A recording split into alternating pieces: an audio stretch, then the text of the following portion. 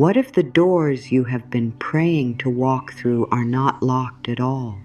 What if they have been waiting for the moment you stop pushing so hard, stop trying to force life to move faster, and finally take a deep breath and trust that what is meant for you is already making its way to you? So many people live with tight hearts, tired minds, and restless thoughts because they believe they must make everything happen by effort alone. They believe that if they do not push, chase, worry, plan, and control every little thing, then nothing good will happen. But that way of living creates pain. It creates pressure. It creates fear. And after a while, it begins to feel like life is a wall that will not move. Yet the truth is much softer than that. Life is not always asking you to push harder. Sometimes life is asking you to loosen your grip, soften your heart, and trust that your time is coming in a way that is right, peaceful, and full of grace.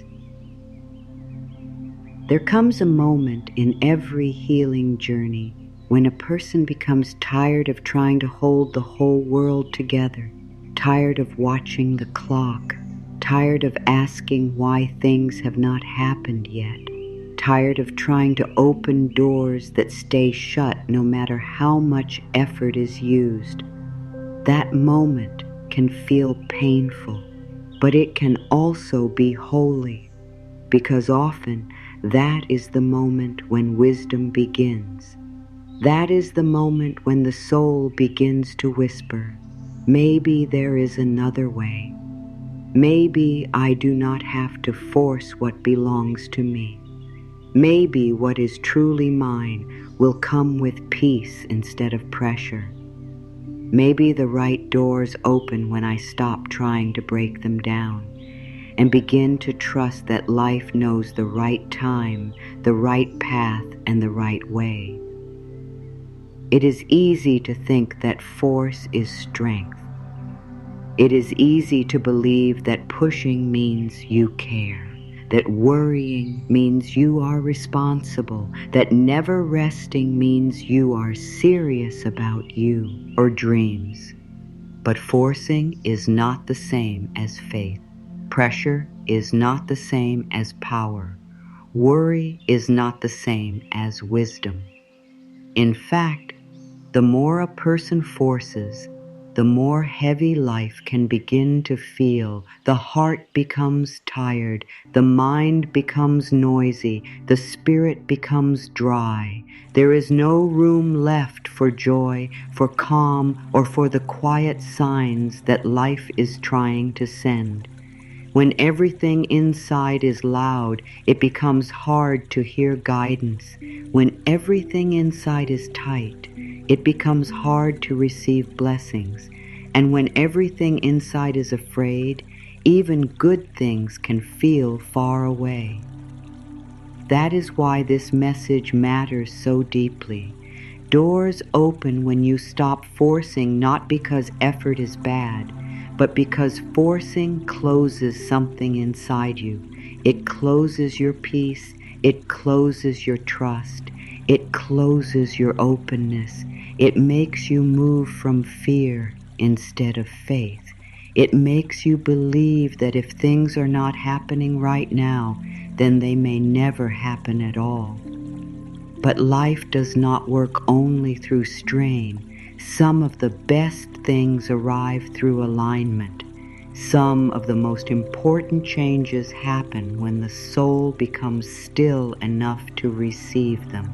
Some doors open not because you pushed harder, but because you finally stopped fighting the timing and allowed life to meet you. Think of how often people say, "I have tried everything." Under those words, there is usually pain, there is disappointment, there is sadness, there is a sense of being left behind. Maybe life has not moved as quickly as expected. Maybe prayers seem unanswered. Maybe others seem to be moving forward while everything feels slow, delayed, or uncertain. In moments like that, the mind can begin to panic. It can begin to say, I need to do more. I need to figure this out. I need to make something happen now. But that panic does not create peace. It creates more pressure, and pressure can make a person miss the deeper truth. Delay is not always denial. Silence is not always emptiness. A closed door is not always rejection. Sometimes it is protection. Sometimes it is redirection. Sometimes it is preparation for something better than the mind can currently see. There is something sacred about the moment when a person stops arguing with life, not giving up, not losing hope, not becoming passive, but simply releasing the endless battle with what is not yet ready. In that moment, a different kind of power is born. It is the power of trust. It is the quiet strength that says, I do not need to force what belongs to me. I do not need to chase what is already being prepared for me. I do not need to live in fear just because I cannot yet see the whole path. That kind of trust changes the way a person walks through the world. It changes the energy behind their words. It changes the way they pray, the way they wait, the way they love, and the way they receive. Life begins to feel less like a fight and more like a relationship. So much of suffering comes from trying to make life obey fear. Fear wants instant answers. Fear wants proof before peace. Fear wants every step clear before taking one step forward. Fear wants to know exactly how, exactly when, exactly through whom, and exactly in what form things will happen. But life is often not that rigid. Life unfolds, life reveals, life moves in ways that are often hidden at first. And if a person insists on forcing the whole story too soon, they can exhaust themselves trying to control what was never theirs to control. That is why trust is not a weak idea. It is a healing idea. It is a freeing idea. It is a spiritual idea. Trust says, I will do my part, but I will not carry the whole universe on my shoulders. There is also great peace in understanding that your time is not gone just because it has not arrived yet. Many people carry a silent fear that they are too late, too old, too far behind, too broken, too tired, too overlooked, too forgotten. They look at the lives of others and begin to think that all the good chances have already passed them by. But this is not the truth. Life is not a race in the way fear makes it seem. The soul does not bloom by panic. The deepest things in life often take time because they are being built in hidden places. Healing takes time, growth takes time, inner readiness takes time, new doors take time to appear. What matters is not whether it is taking longer than expected. What matters is whether the heart can stay open while the path is still forming.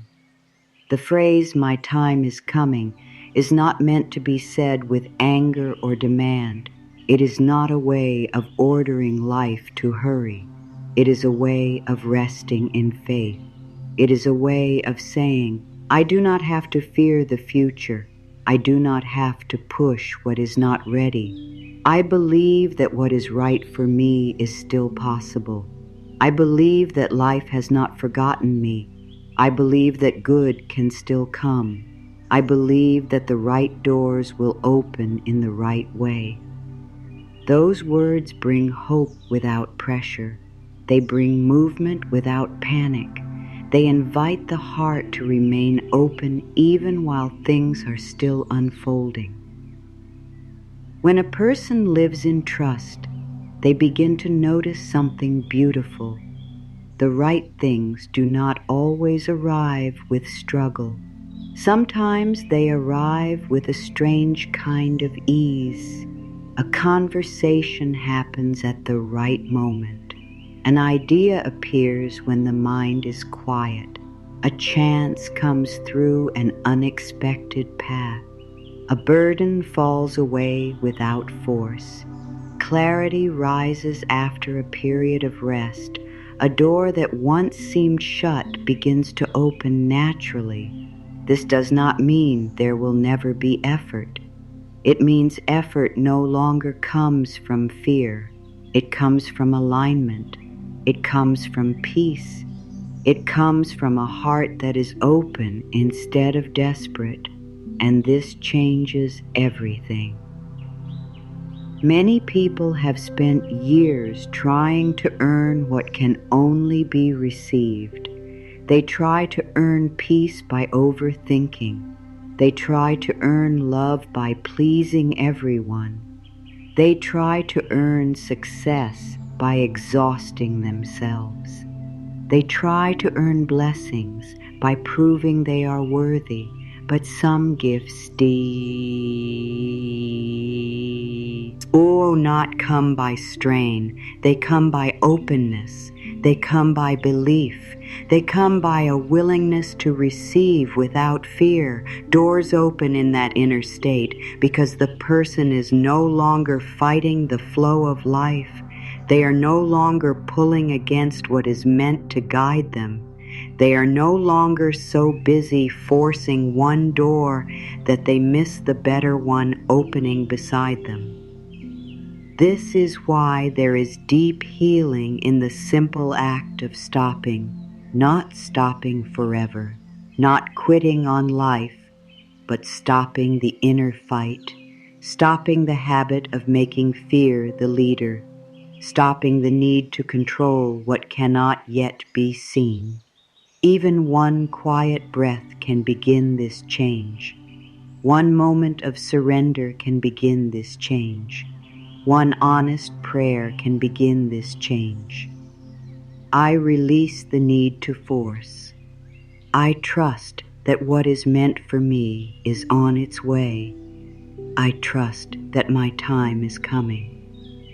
These are not empty words. They shift the heart. They soften the body. They create room for peace.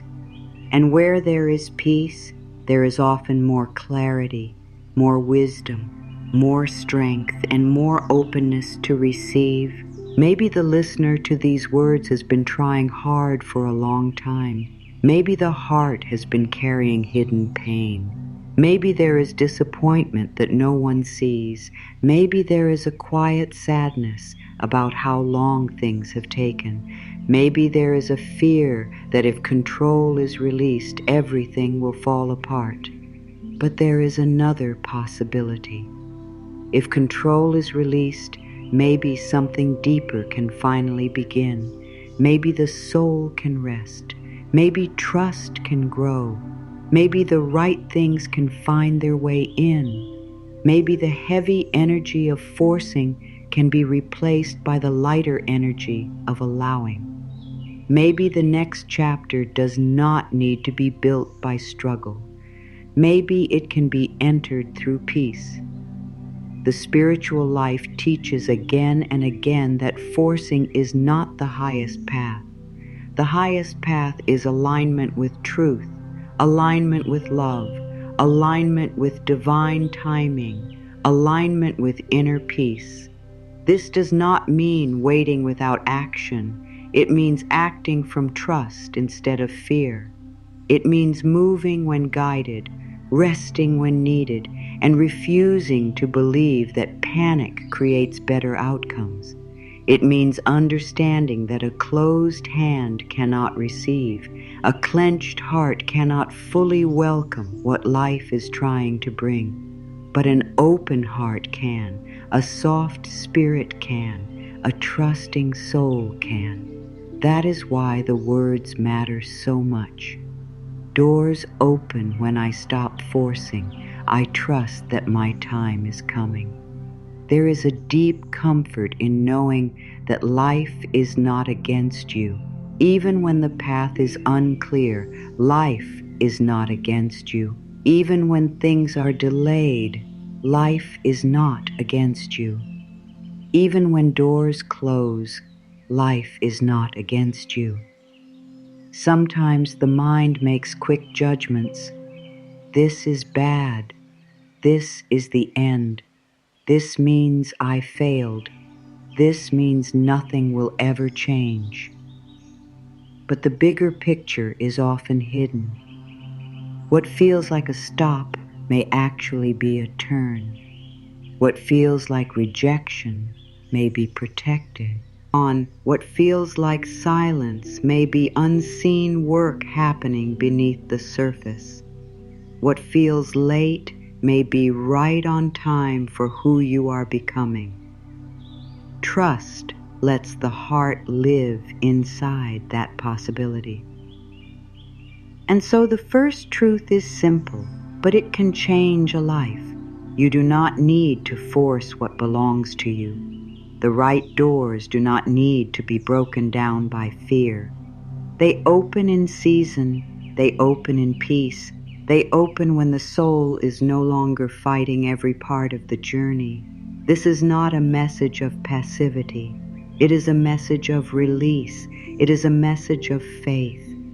It is a message that says your worth is not based on how hard you strain. Your future is not decided by panic. Your blessings are not created by fear. There is a wiser way. There is a softer way. There is a holier way. And it begins the moment you breathe and say within yourself, I no longer need to force. I trust that my time is coming. The main spiritual truth is this: life responds differently when the heart is at peace. When a person is always forcing, always rushing, always trying to control the next step, they may think they are helping life move forward, but often they are only adding more fear to the path. Force comes from the belief that nothing good will happen unless everything is managed perfectly.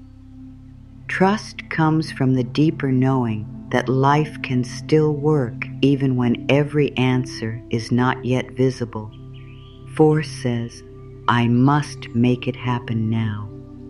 Trust says, I will stay open, do what I can, and allow the right things to unfold in the right time.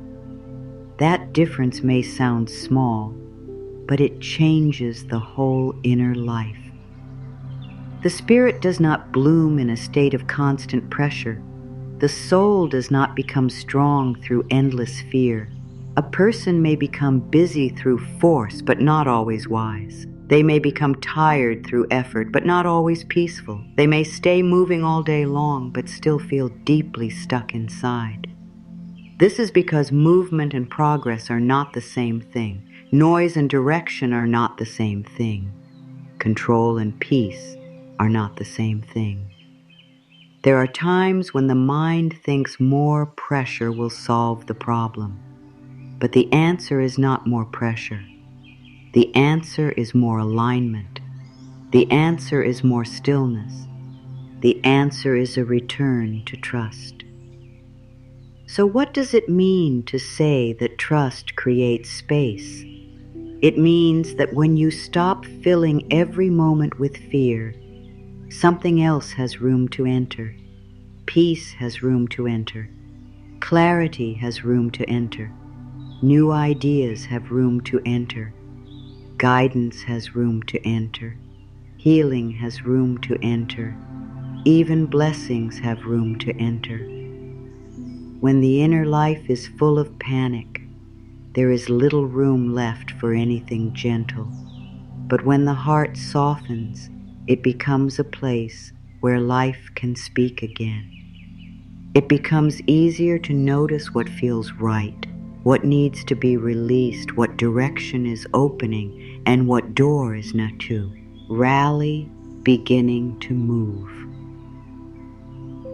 Many people do not realize how much of their suffering comes from inner resistance. They are not only dealing with the challenge itself, they are also fighting the fact that the challenge exists. They are saying inwardly, "This should not be happening. This should already be done. This should be easier by now. This should look different." And because they resist the present moment so strongly, they lose the strength that could help them move through it with grace. Acceptance does not mean liking pain. It does not mean agreeing with every delay.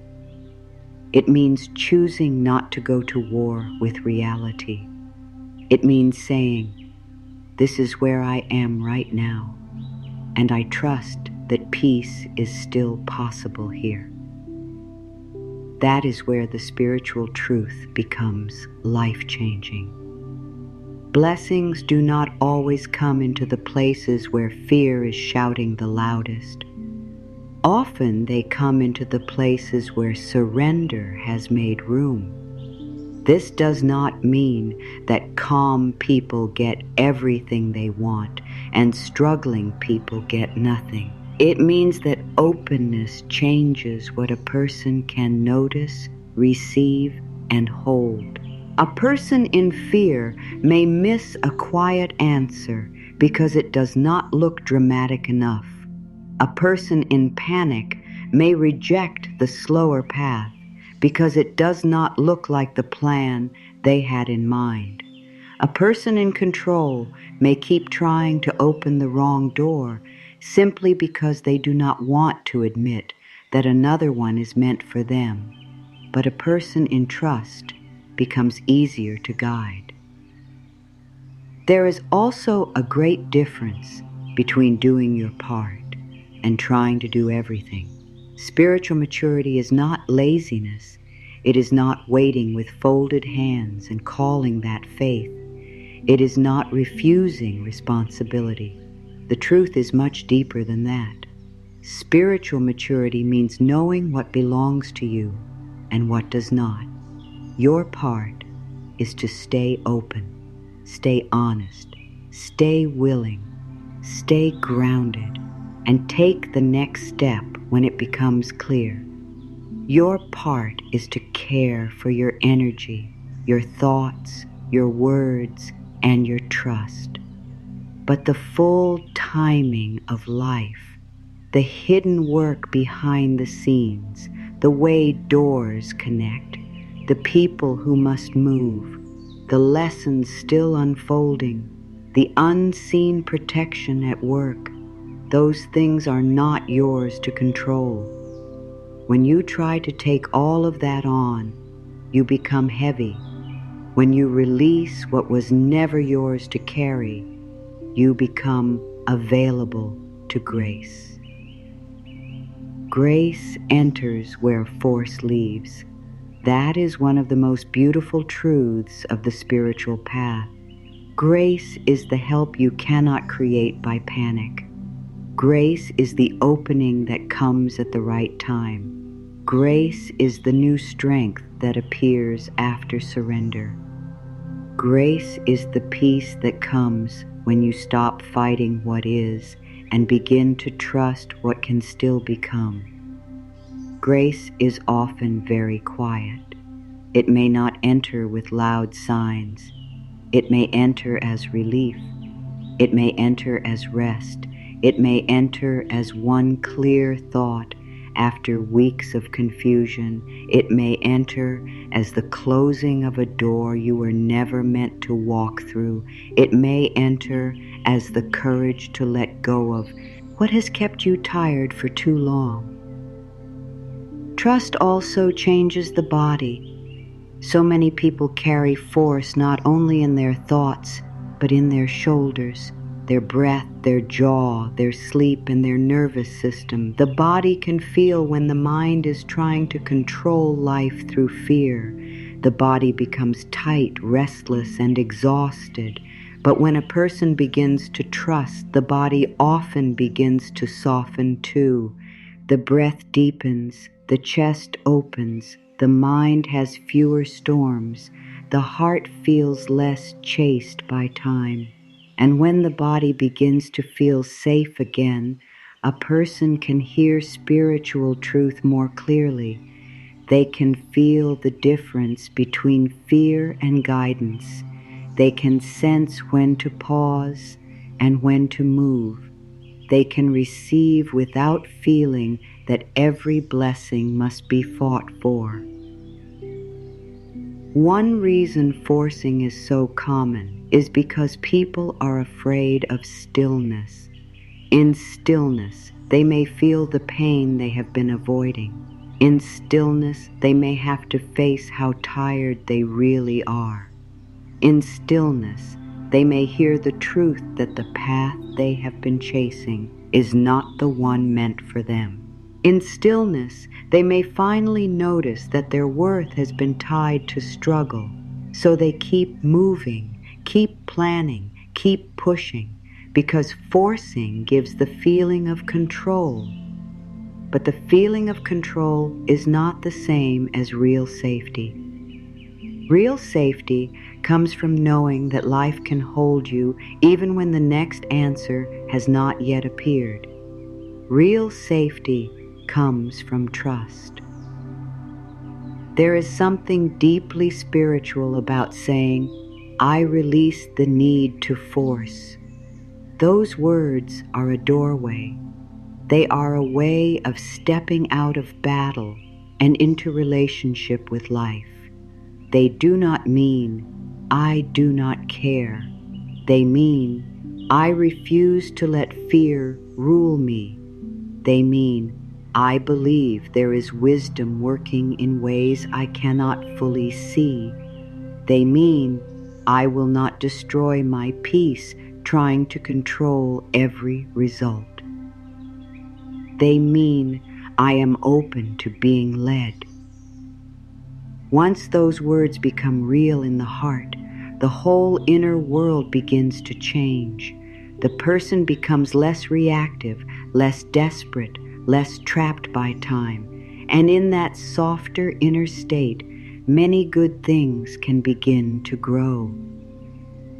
This spiritual truth is also tied to worthiness.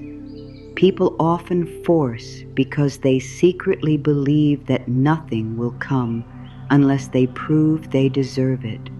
They believe they must earn rest, earn love, earn support, earn good timing, earn blessings, earn their future.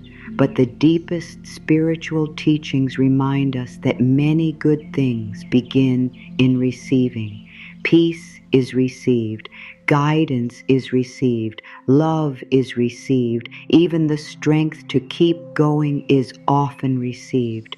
Yes, there is action. Yes, there is effort. But the soul was not made to live only by strain. It was made to live in relationship with a greater wisdom. It was made to know that it is held, guided, and not alone. When a person trusts that life supports them, they stop trying to create everything by fear. They stop treating every delay like a threat. They stop reading every silence as failure. They stop acting as though the entire future will collapse if one answer does not arrive today. Instead, they learn to breathe in the middle of not knowing. They learn to stay open while things are unfinished. They learn to believe that what belongs to them can still find them. This does not remove all pain. It does not remove all waiting, but it changes the quality of the waiting. It changes the quality of the journey. Waiting with fear is heavy. Waiting with trust is sacred. The spiritual path often asks a person to trade urgency for faith. That can feel hard at first because urgency seems active and faith seems quiet. But quiet does not mean weak. Quiet often means rooted. A calm heart can be stronger than a frantic mind. A trusting spirit can hold more than a fearful one. A peaceful person is often more ready for life than a person who is always chasing. This is because trust keeps the inner door open. Force often slams that door shut. Force says, only this one outcome, only this one path, only this one timing. Trust says, I remain open to the highest good, even if it arrives in a way I did not expect. There are moments in life when the deepest breakthrough is not outer, it is inner.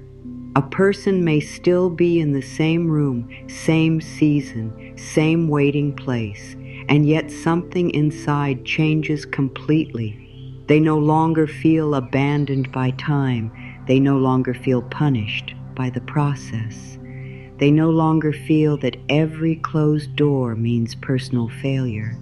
Instead, they feel a new kind of steadiness. They feel that life is still moving, even if quietly. They feel that something meaningful may be taking shape beneath the surface. They feel that they do not need to force because they are not forgotten. That shift is spiritual. That shift is powerful. And often, outer changes follow inner changes in ways that seem almost miraculous. The mind often wants exact proof before it will rest. It asks, how can I trust if I do not yet see the result? But spiritual truth often works in the other direction. First comes trust, then the heart softens, then the energy changes, then clarity grows, then movement becomes possible, then the right doors become easier to recognize. Trust is not foolish. Trust is participation in a deeper law of life. The law is simple. What is held in peace can grow differently than what is held in panic. What is approached with openness can reveal more than what is chased with fear. What is given room can breathe. What is forced can break. There is also wisdom in understanding that some things do not come quickly because they are still growing roots. A strong tree does not appear in a day. Deep healing does not happen in a hurry. A life built on truth takes time. If all blessings arrived before the heart was ready, many would be held in fear instead of gratitude. Many would be lost because the inner space to hold them had not yet been prepared. This is why spiritual timing matters. Timing is not just about outer events. It is about inner readiness. It is about becoming the version of yourself who can receive with peace, not panic, with wisdom, not fear, with trust, not control. So the main spiritual truth is not only that forcing creates stress and trust creates space. It is also that trust lets life work with you. It lets the spirit breathe. It lets grace enter. It lets the body soften. It lets the heart stay open. It lets timing unfold without turning every delay into a personal wound. It lets the person say, I may not understand everything right now, but I believe that good can still find me. That belief is not small. It is the beginning of healing. It is the beginning of peace. It is the beginning of seeing life less as an enemy and more as a living path that can still open in beautiful ways. Imagine the difference between trying to force a flower open and simply watering it, placing it in light, and trusting the process. If you force it open, you damage it. If you care for it and allow time, it opens by itself. The soul is like that. Life is like that. Doors are like that too. Some things cannot be opened by pressure without harm. They open through readiness, through season, through wisdom, through the right conditions coming together. When you understand this, you become gentler with yourself. You stop making every slow season mean something is wrong with you. You begin to ask a different question, not, how do I force this now? But how do I stay open while life is still unfolding? That question leads to peace. Peace is not just a nice feeling. It is spiritual strength. Peace lets you hear. Peace lets you wait without losing yourself. Peace lets you trust without becoming passive. Peace lets you move without panic. Peace lets you receive what fear would reject. And because peace is so powerful, it is worth protecting. You do not protect peace by controlling more. You protect peace by releasing what you cannot control. You protect peace by speaking gently to your own heart. You protect peace by trusting that the path does not need to be fully visible to still be real. So the truth remains. Forcing creates stress, but trust creates space. In that space, life can breathe again. In that space, guidance becomes easier to feel. In that space, blessings no longer have to fight their way through panic. In that space, the heart remembers that it does not need to live by fear. In that space, a person can finally begin to believe, not with desperate words, but with quiet faith. My time is coming. The right doors will open. I do not need to force what is already being prepared for me. Trying to control every detail of life may look strong from the outside, but inside it often creates a very tired heart.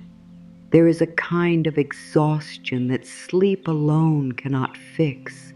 It comes from holding too much. It comes from thinking too much.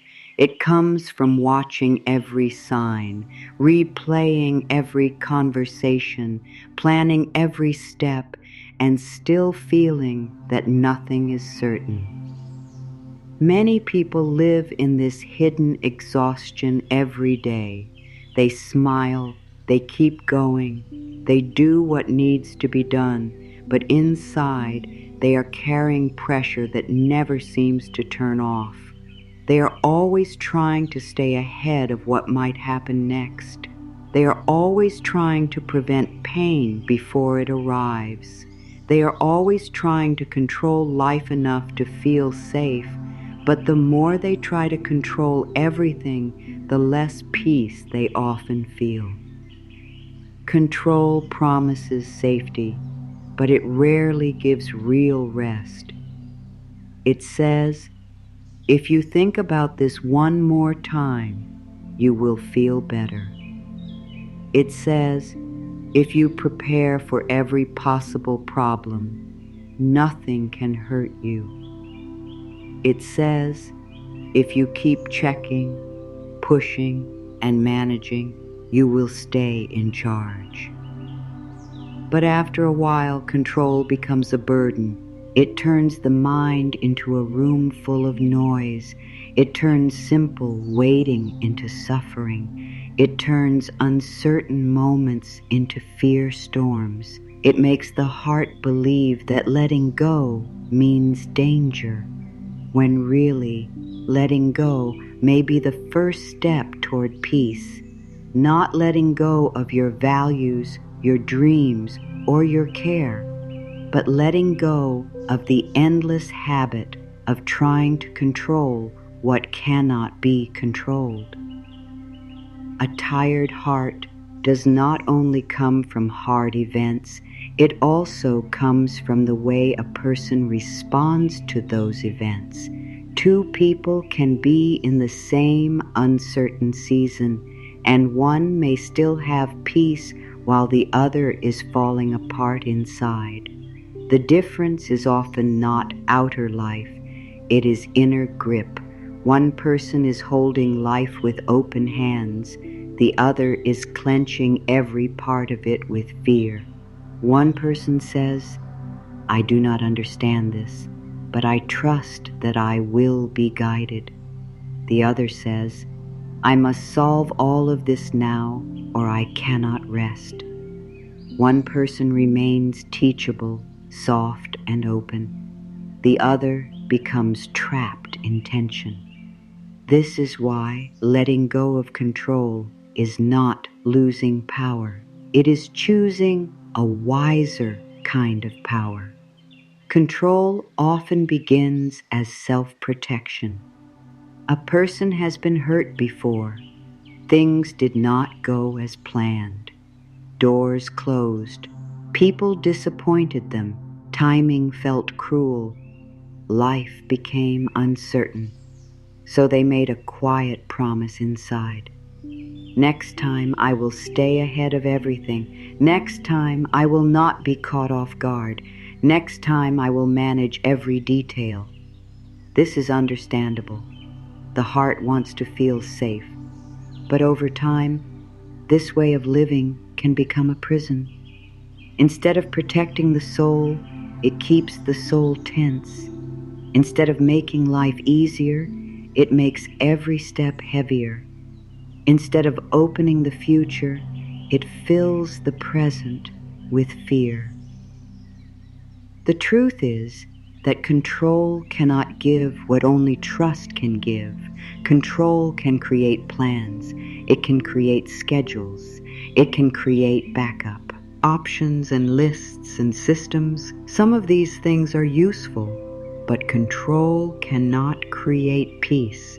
Control cannot create guaranteed outcomes.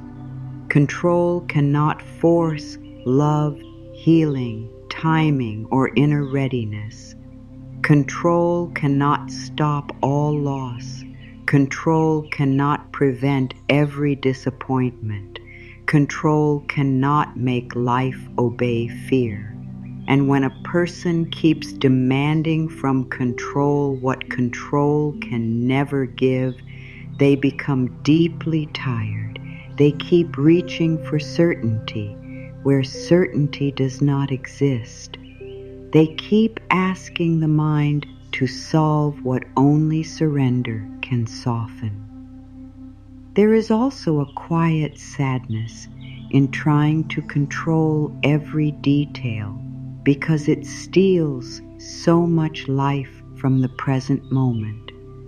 A person may be sitting in a beautiful day and still not be there.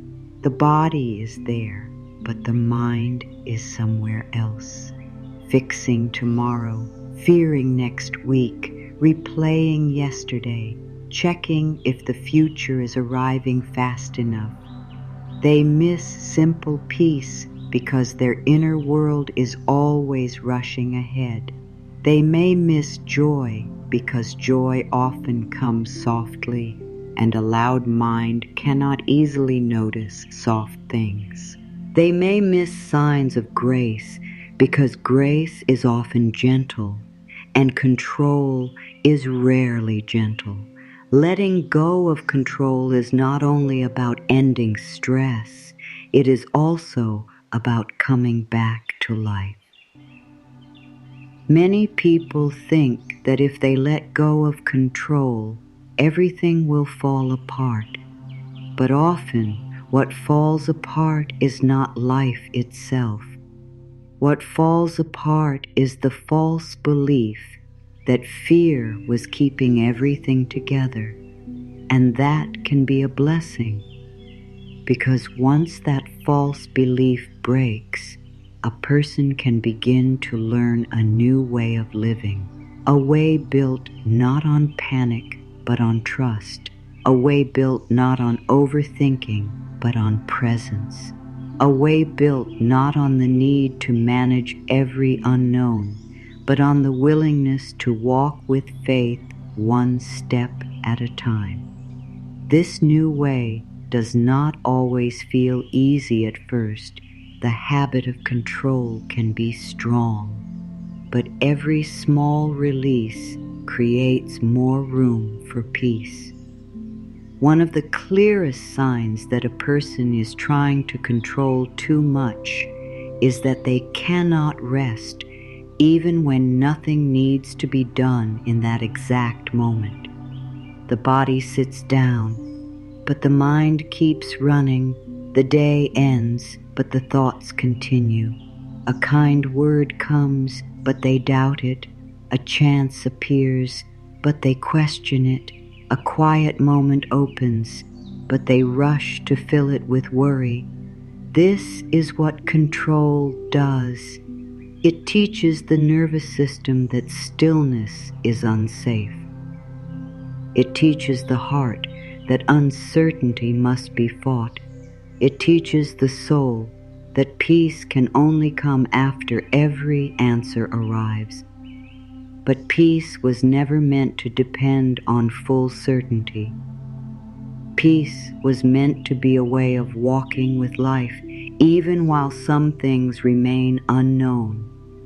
To let go of control, a person must first become honest about how much control is costing them. It costs energy, it costs sleep, it costs joy, it costs trust. It costs the ability to enjoy what is already good, because the mind is too focused on what may go wrong. It costs softness, It costs openness. It even costs clarity, because a mind full of fear cannot always see clearly.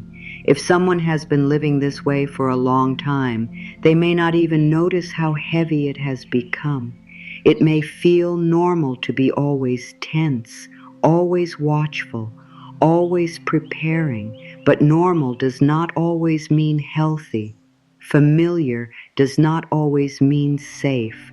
Sometimes the most loving thing a person can do is admit, "This way of carrying life is too heavy. I am ready for another way." That other way begins with simple release, not a dramatic release, not one perfect moment where all fear disappears forever, just small releases. One breath where you stop trying to solve the whole future. One prayer where you say, "I trust that I do not need to know everything right now." One quiet moment where you let the shoulders soften. One decision not to chase an answer that has not yet become clear. One gentle reminder to the heart, "I am allowed to be at peace before everything is finished." These small releases matter because control is often made of many small habits. So freedom is often built the same way, one small act of trust at a time. It also helps to understand that not knowing is not the same as being unsafe. This is a lesson many hearts need deeply. There are seasons when life is not fully clear. The next door has not opened. The next answer has not arrived. The next chapter has not fully formed. And in those seasons, the mind often becomes afraid because it wants clear ground under its feet. But spiritual growth often happens in places where the full path cannot yet be seen. This does not mean the path is missing. It means the path is unfolding. Learning to be at peace in that unfolding is part of letting go of control. It is part of trusting that uncertainty does not mean abandonment. A person who lets go of control does not become careless. They become calmer. They still care. They still pray. They still make wise choices. They still act when action is needed, but they stop treating fear as a guide. They stop making every decision from panic. They stop thinking that pressure is the same as purpose. They stop giving all their energy to outcomes they cannot fully manage. Instead, they begin to ask better questions. What is mine to do today? What can I release? What would trust look like right now? What happens if I believe that I am being guided? These questions shift the inner world. They bring the person back into partnership with life. It is also important to say that letting go of control is not a one-time lesson. It comes in layers. A person may release one fear and then later find another. They may trust in one area of life, but still feel tight in another. This is normal. Healing often happens little by little. What matters is not becoming perfectly fearless. What matters is becoming more willing to notice when control is taking over and choosing peace again. It matters back, oming quicker to return to trust. It matters becoming gentler with yourself when fear rises. A person does not need to be perfect to be growing. They only need to keep returning to the truth. That truth is this: you do not have to know everything right now. You do not have to fix the whole future today. You do not have to carry every outcome in your body. You do not have to force open what is not yet ready. You do not have to live as if life will fail you unless you stay tense. There is a greater support available. There is a deeper wisdom at work. There is guidance that does not come from panic. There is peace that does not depend on full control. Once the heart starts to believe this, even a little, a great burden begins to lift. Sometimes people ask, if I stop controlling, what will hold me together?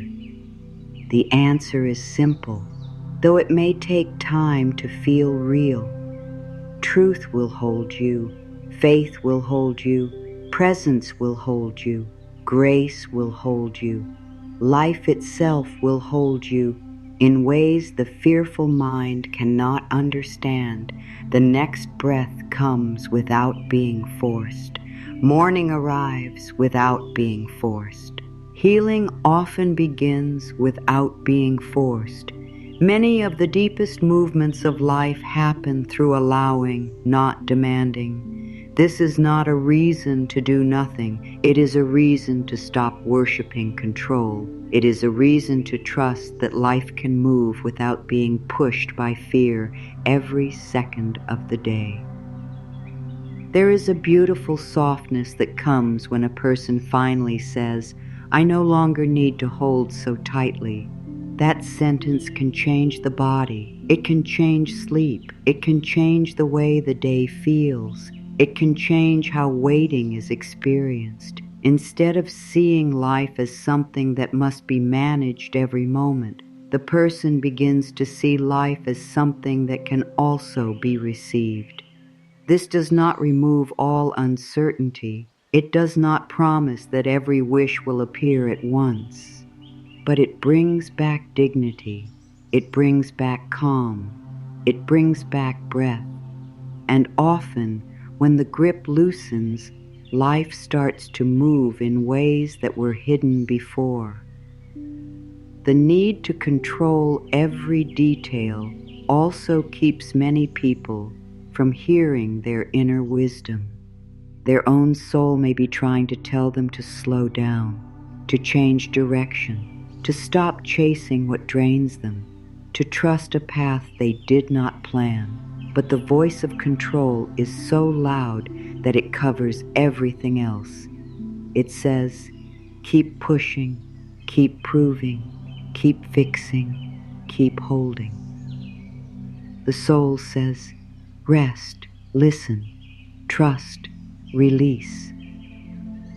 And because the soul speaks more quietly, it is often missed until a person becomes very tired. But once they begin to listen, they realize something important. Peace has been trying to guide them all along. There is great freedom in letting peace lead instead of fear. Peace does not rush. Peace does not scream. Peace does not demand that everything makes sense immediately. Peace simply says, take this one step. Breathe through this moment. Release what is not yours. Trust that more will be shown. And straw. Yelly, that is often enough. One peaceful step can do more than 100 fearful ones. One clear moment can do more than endless overthinking. One surrendered prayer can open more than weeks of pushing.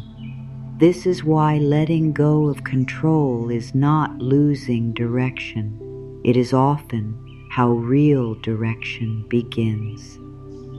A heart that no longer needs to control every detail becomes easier to bless. It becomes easier to guide. It becomes easier to calm. It becomes easier to surprise. Goodness can enter more gently. New doors can appear more clearly. Rest can feel possible again. And in that softer state, the person starts to understand something profound. Peace is not something that comes after all problems are solved. Peace is a way of standing inside the unknown with trust. It is a way of saying, I am here, I am breathing, I am held. I do not need to force life to prove that I am safe. So, if the heart is tired, it may not mean something is wrong with you. It may simply mean you have been trying to hold too much by yourself.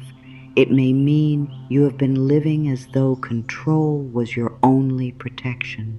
It may mean your spirit is asking for a new way, a gentler way, a truer way, a way where you still care deeply but do not carry everything in fear, a way where you can work without worshiping pressure, a way where you can hope without clinging, a way where you can wait without losing your peace, a way where you can finally believe that you are allowed to rest even before the full picture appears. And that is where healing begins in this third section of the journey. It begins with the simple understanding that trying to control every detail makes the heart tired. Peace begins when you stop needing to know everything right now. Peace begins when you release the demand for full certainty. Peace begins when you let the breath deepen and tell yourself the truth. I can trust one step at a time. I can release what I cannot carry. I can let go of control and still be safe. I do not need to force the future. My time is coming, and the right doors will open in peace. One of the hardest lessons for the heart to learn is that not everything meant for you comes when you want it to come. There are seasons when you pray, hope, work, and wait, and still nothing seems to move. In those moments, it is easy to feel forgotten. It is easy to believe that something is wrong, that maybe you missed your chance, that maybe life has passed you by, that maybe what you long for was never meant for you at all. But that is not always the truth. Sometimes what feels like delay is not rejection. Sometimes it is protection. Sometimes it is preparation. Sometimes life is not saying no. Sometimes life is lovingly saying, not yet, because the right time is still forming. It takes a quiet kind of wisdom to accept that life has timing beyond what the mind can see. The mind wants quick answers. It wants proof. It wants movement now. It wants to know exactly when the dew or will open and exactly why it has stayed closed for so long. But the deeper flow of life does not always explain itself right away. There are things being arranged beneath the surface that the eyes cannot yet see. There are lessons shaping the heart. There are inner changes preparing the soul. There are paths crossing in hidden places. There are closed doors that are protecting you from walking into something that would not have brought peace. And until the heart learns to trust this, waiting can feel like punishment instead of preparation. Many people suffer not only because they are waiting, but because they believe waiting means they are losing. They compare their lives to the lives of others. They watch other people move ahead, find love, begin new chapters, step into success, receive answers, and they begin to ask, why not me? Why not now? What is wrong with my life?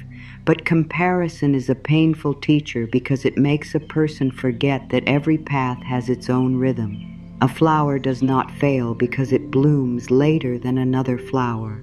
A seed is not broken because it stays in the soil longer than expected. It may simply be growing roots. It may simply be preparing for a stronger season.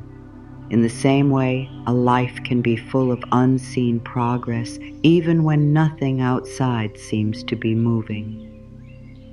There is something deeply healing about remembering that the right time is not always the fastest time.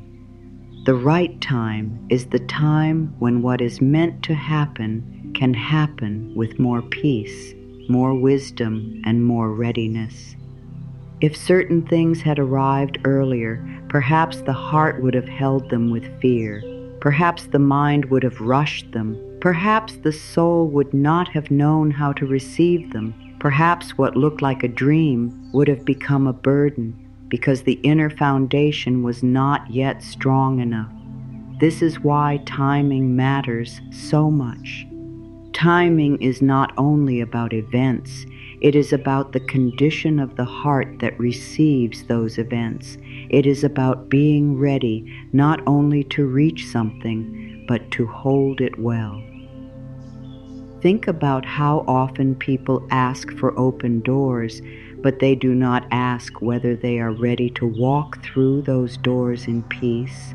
They ask for change, but do not always ask whether the inner life has become steady enough to live inside that change. They ask for blessings, but do not ask whether they would recognize those blessings if they arrived in a form they did not expect. The waiting seasons of life do not always mean that nothing is happening. Very often, something sacred is happening within. Patience is growing. Trust is growing. Depth is growing. The soul is being shaped to carry something greater without fear destroying it. That is why delay should not always be read as failure. A delay can be an act of love. A delay can keep you from forcing yourself into places you would later wish you had avoided. A delay can keep you from accepting what is too small for your spirit. A delay can keep you in a season long enough for truth to become stronger than panic. There are people who thank life years later for doors that did not open when they wanted. At the time they cried over them. At the time they felt disappointed, rejected, or confused. But later, when the bigger picture became clear, they saw the wisdom in what had been withheld. They saw that what felt like loss had actually been guidance. They saw that what felt late had actually been aligned. Still, it is not easy to trust timing when the heart is hurting. It is not easy to stay calm when a prayer feels unanswered. It is not easy to believe in divine order when everything appears slow. The human heart gets tired. It asks real questions. It struggles. It wonders how much longer. There is no shame in that. Spiritual trust does not mean pretending the waiting never hurts. It means choosing not to let pain become the only voice. It means allowing the hurt to be real while also allowing hope to remain real. It means saying, "This is hard for me, but I still believe something good is unfolding." That kind of faith is gentle, honest, and strong.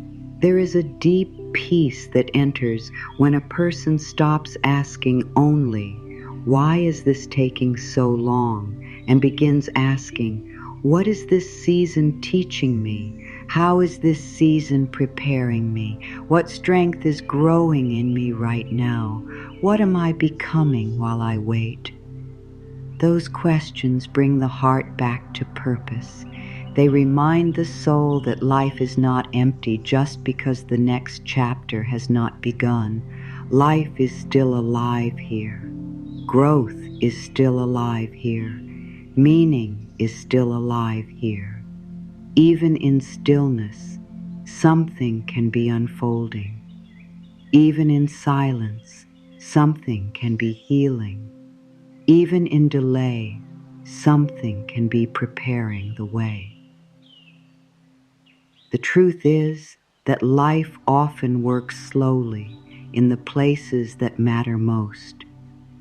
Deep healing is slow, trust is slow, emotional freedom is slow, inner peace is slow, real readiness is slow. The world may celebrate speed, but the soul often grows in quiet time.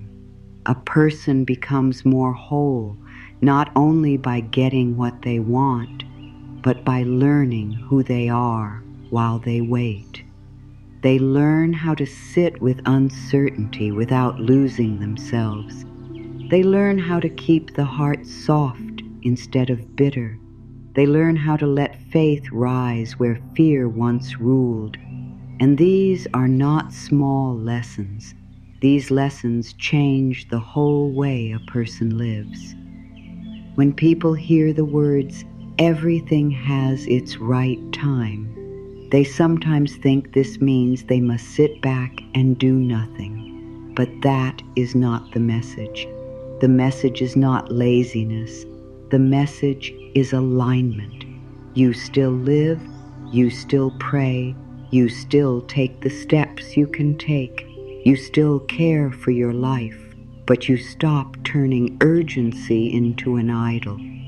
You stop acting as though panic can create better timing than wisdom can. You stop trying to rip open tomorrow before today has finished teaching you what it came to teach. You stop treating every delay as an insult and begin to see that timing may hold intel. Agents your fear cannot yet understand. There is a soft kind of freedom in saying, "I do not need to rush my life." Those words go against so much of what people are taught.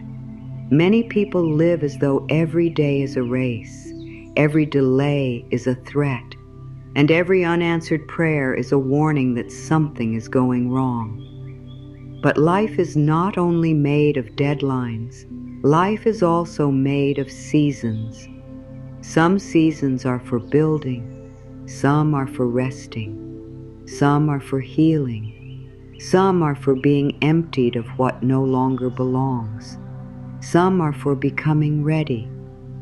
The trouble begins when a person tries to force one season to behave like another.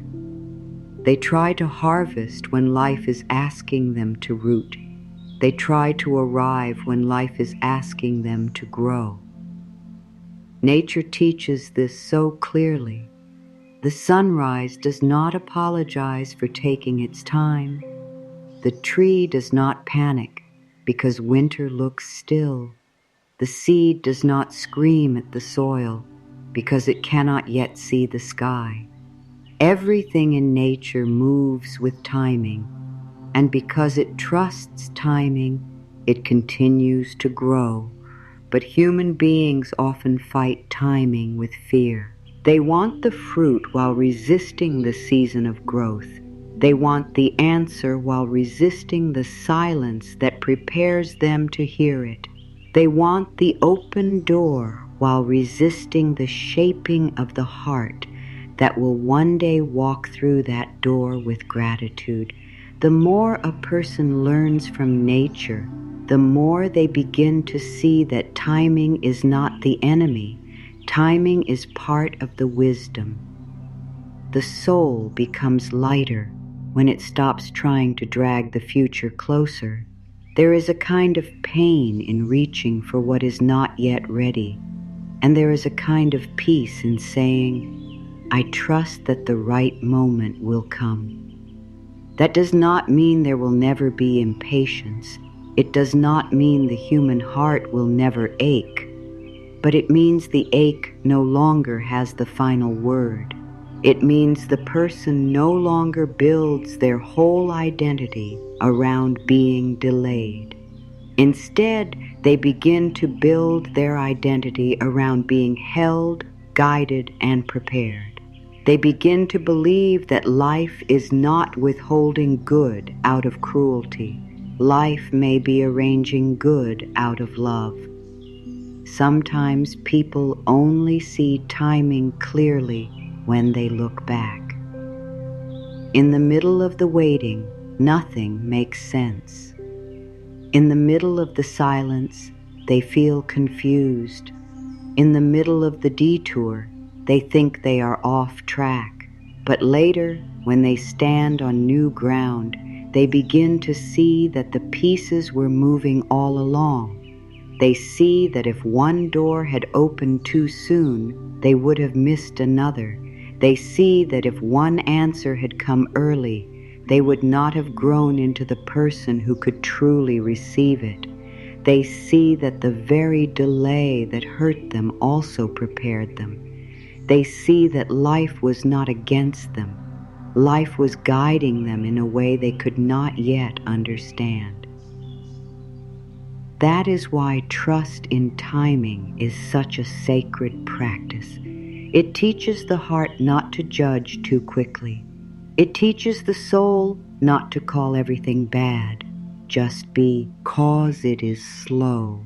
It teaches the mind that unseen movement is still movement. It teaches the body that rest is not failure. It teaches the spirit that what is meant for you can be trusted to arrive in season, and this changes the energy of waiting. Waiting is no longer empty suffering. It becomes a place of becoming, a place where the heart can stay soft, a place where faith can deepen, a place where the future is not chased, but received. There is also comfort in remembering that the right time does not have to look dramatic. Sometimes the right time appears very quietly. One day, the burden feels lighter. One day, the answer becomes clear. One day, the right person appears. One day, the path that was hidden begins to show itself. One day, the door that seemed impossible to open begins to move without force. And in that moment, the heart understands something it could not understand before.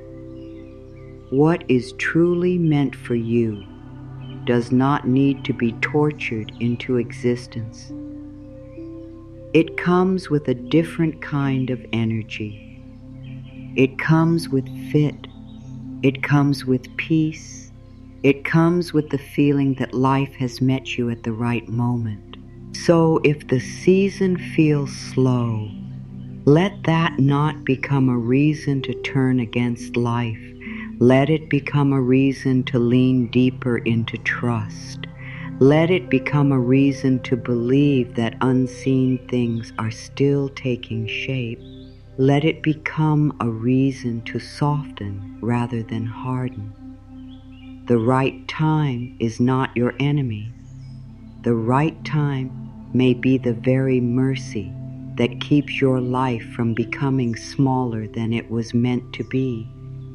The right time may be protecting your joy, your healing, your future, and your peace. And while you wait, you are not doing nothing. You are becoming. You are being prepared. You are learning how to receive without fear. You are learning how to remain open without forcing. You are learning how to trust that life has not forgotten your name.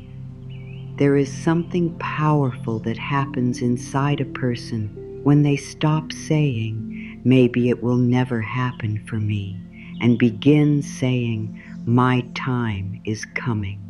That simple shift changes the whole emotional direction of the heart. One way of thinking closes the spirit, weakens hope, and fills the inner world with fear. The other way opens something. It brings back breath. It reminds the soul that the story is not finished. It says that the slow season is not the final season. It says that what has not happened yet is not the same as what will never happen. It says that the future still holds possibility and that life may still be moving in your direction, even if you cannot yet see the full path. Many people carry a hidden fear that their moment has passed. They may never say it out loud, but inside they wonder if they are too late. Too much time has gone by. Too many mistakes have been made. Too many chances seem to have slipped away. They look back at what did not happen and begin to believe it means nothing good can still happen. They look at their age, their pain, their losses, their slow progress, their disappointments, and they quietly decide that maybe life has already chosen others and not them. This is such a heavy belief, and it steals joy from the present because it makes a person stop expecting good. It makes them stop looking up. It makes them close their hearts before life has even finished speaking. But the truth is that being delayed is not the same as being denied. Being in process is not the same as being forgotten. A closed season is not the same as a closed life. There are blessings that arrive later than expected, but more beautifully than imagined. There are answers that come after long silence and feel all the more meaningful because of what the soul learned while waiting. There are doors that open after years of confusion, and when they open, the person understands why they could not have opened before. Life is full of these surprising turns. It does not always move in a straight line. It does not always reward the fastest. It often works in ways that the fearful mind cannot predict. To say, "My time is coming," is not to stamp your foot and demand that life obey you. It is not a statement of impatience.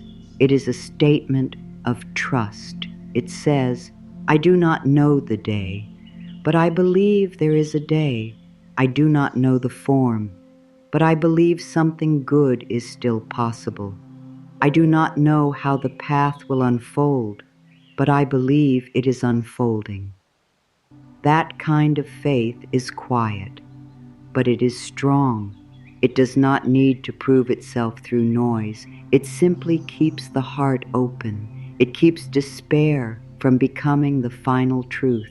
It gives the person a place to stand when nothing else feels certain. Hope is holy when it is rooted in trust instead of desperation. Desperation says, "It must happen now or I will break." Hope says, "I can remain open while I wait." Desperation clings, hope breathes. Desperation turns every delay into panic. Hope says, "Even here, life is still working." And that is why the message, "My time is coming," matters so much. It moves the person away from collapse and back toward spiritual steadiness. It allows them to look at the future not with tight fists, but with open hands. It allows them to keep living instead of pausing their soul until an answer arrives. There is also healing in the reminder that you are not behind in the way fear says you are. Fear measures life by clocks, comparisons, and visible results. But the soul measures differently. The soul measures by truth, growth, readiness, and alignment. A person may look behind by the world's standards and still be exactly where they need to be for a sacred turning point. A person may feel lost and still be closer to their next open door than they realize.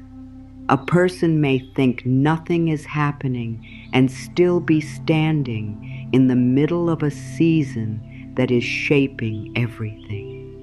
This is why the language you use with yourself matters so much. If you keep saying, "I am late," I missed it, "I lost my chance," your heart begins to live inside that darkness. But if you begin saying, "My time is coming, I am still being led," the story is still unfolding, the spirit begins to rise again. It is important to understand that your time coming does not always mean getting exactly what you pictured years ago. Sometimes the deeper gift is better than the old image. Sometimes your time comes in a form your earlier self could not have imagined. Sometimes what opens is not the door you spent years staring at, but another door that fits your soul more deeply. This is why trust must stay larger than attachment. If you cling only to one picture, you may miss the beautiful thing life is actually preparing. But if you stay open, your time can arrive in a way that brings not only excitement, but peace, not only outer change, but inner rightness. People often need to hear this again and again. You are not forgotten. Life has not misplaced you. Love has not overlooked you. The universe has not lost your address. Even if things are quiet, even if the road seems slow, even if you cannot yet see movement, that does not mean you have been abandoned. There are seasons when the most important work is hidden. A seed under the ground can look like nothing to the eye, yet it is full of becoming. In the same way, a person may seem to be in a still season while deep changes are taking place within them. Strength is being built, wisdom is being built, clarity is being built, readiness is being built, and one day, what was hidden begins to rise. The words, "My time is coming," can become a healing practice when spoken with sincerity. They help the mind step away from hopeless thoughts. They help the heart stop treating every slow day like proof of failure. They help the body release some of the strain of trying to rush life. When these words are repeated gently, they begin to settle into deeper places. They begin to undo old beliefs like, nothing good happens for me, or I am always left behind, or it is too late for me now. Those painful ideas do not disappear overnight, but each time you speak a truer word, you weaken the old lie. Each time you say, my time is coming, you plant a seed of spiritual confidence. This kind of confidence is different from pride. Pride says, I deserve this now. Spiritual confidence says, what is right for me cannot miss me.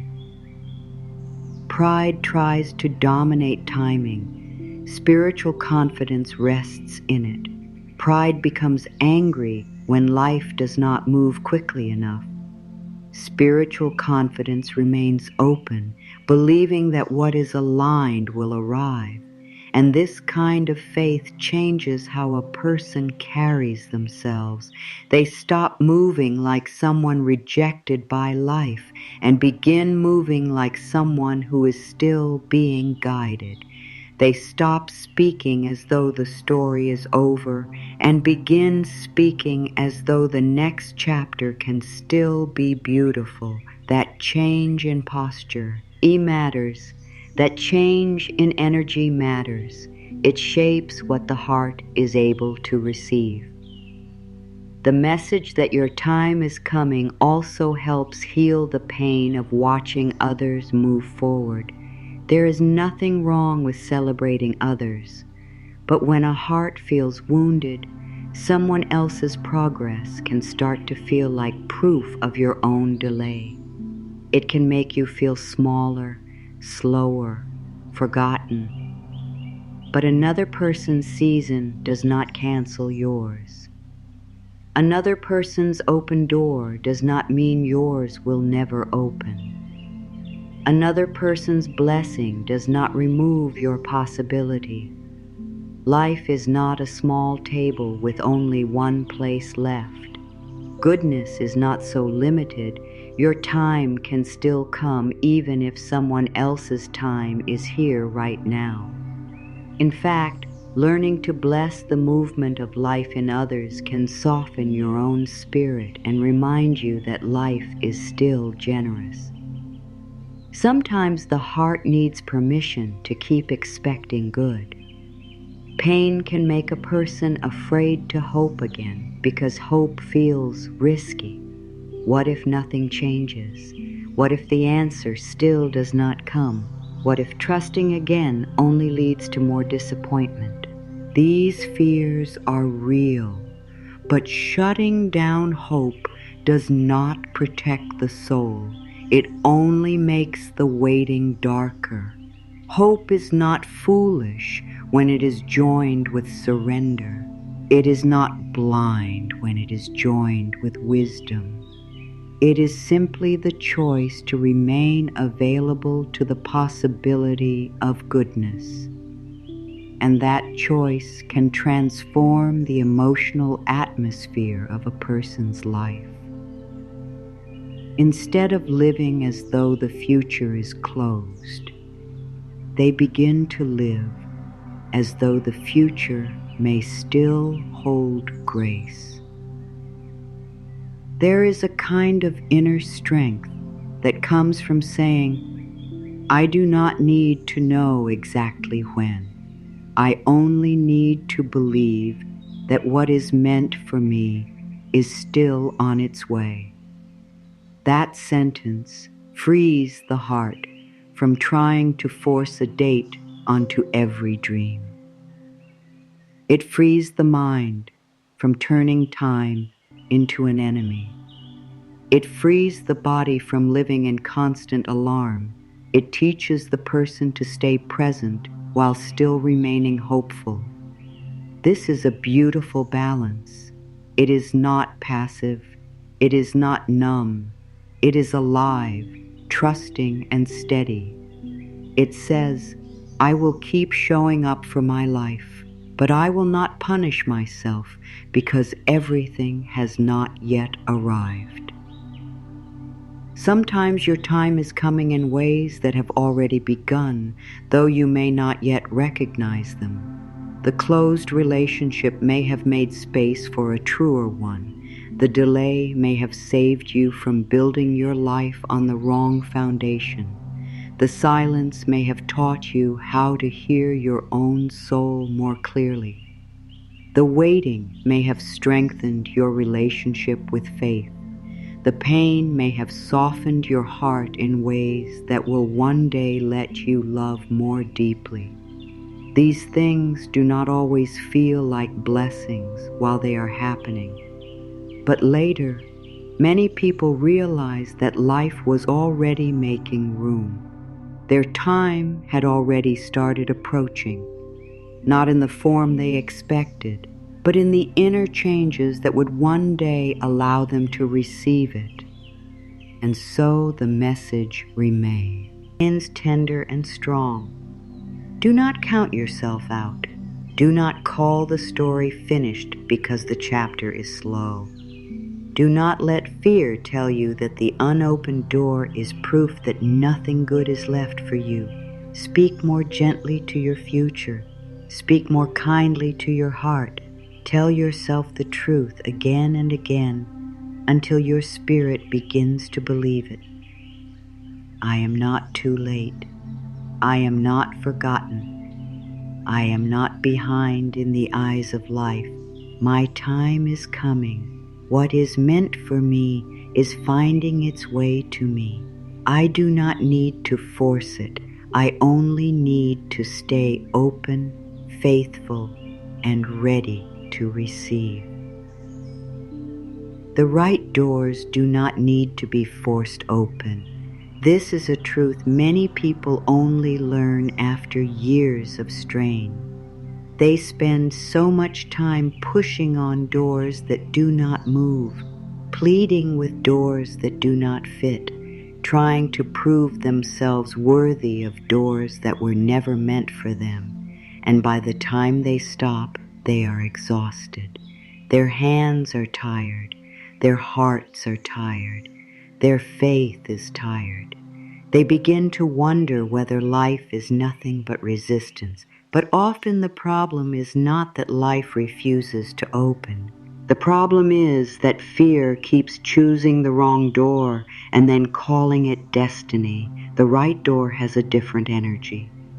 It may still ask for courage, patience, and trust, but it does not demand that you break yourself to enter. When something is meant for you, there is often a deep sense of fit, even if it still takes time. That does not mean the path is always easy. It means it carries a different quality. It feels more honest. It feels more aligned. It does not require you to become someone false just to stay there. It does not ask you to trade your peace for your place. It does not demand endless self-betrayal. The right door may stretch you, but it will not hollow you out. It may ask you to grow, but it will not ask you to abandon your soul. This is one of the clearest signs that a door is opening naturally. It opens in a way that allows more truth, not less. Many people confuse struggle with destiny. They think that because something is hard, it must be important. They think that because they have invested so much energy into a path, they must continue, even when that path keeps draining them. They think that if they just push a little harder, the door will finally open. But endless struggle is not always a sign to continue. Sometimes it is a sign to pause and ask whether peace is trying to redirect you. Sometimes the most spiritual thing a person can do is stop banging on the locked door and look around with fresh eyes. Sometimes there is another doorway quietly waiting, one that could not be seen while all the energy was being spent in force. There is a deep wisdom in understanding that natural opening does not always mean fast opening. A door can open naturally and still slowly. A path can be right and still unfold in stages. The difference is in the energy behind it. When the right door is opening, even the waiting within that path carries a different feeling. There is less panic. There is more inner steadiness. There is a sense that even when things are incomplete, they are alive. There is a quiet trust that what is needed will come. There may still be uncertainty, but it does not feel like a fight against your own spirit. It feels more like walking with life than wrestling it to the ground. The soul often knows the difference before the mind does.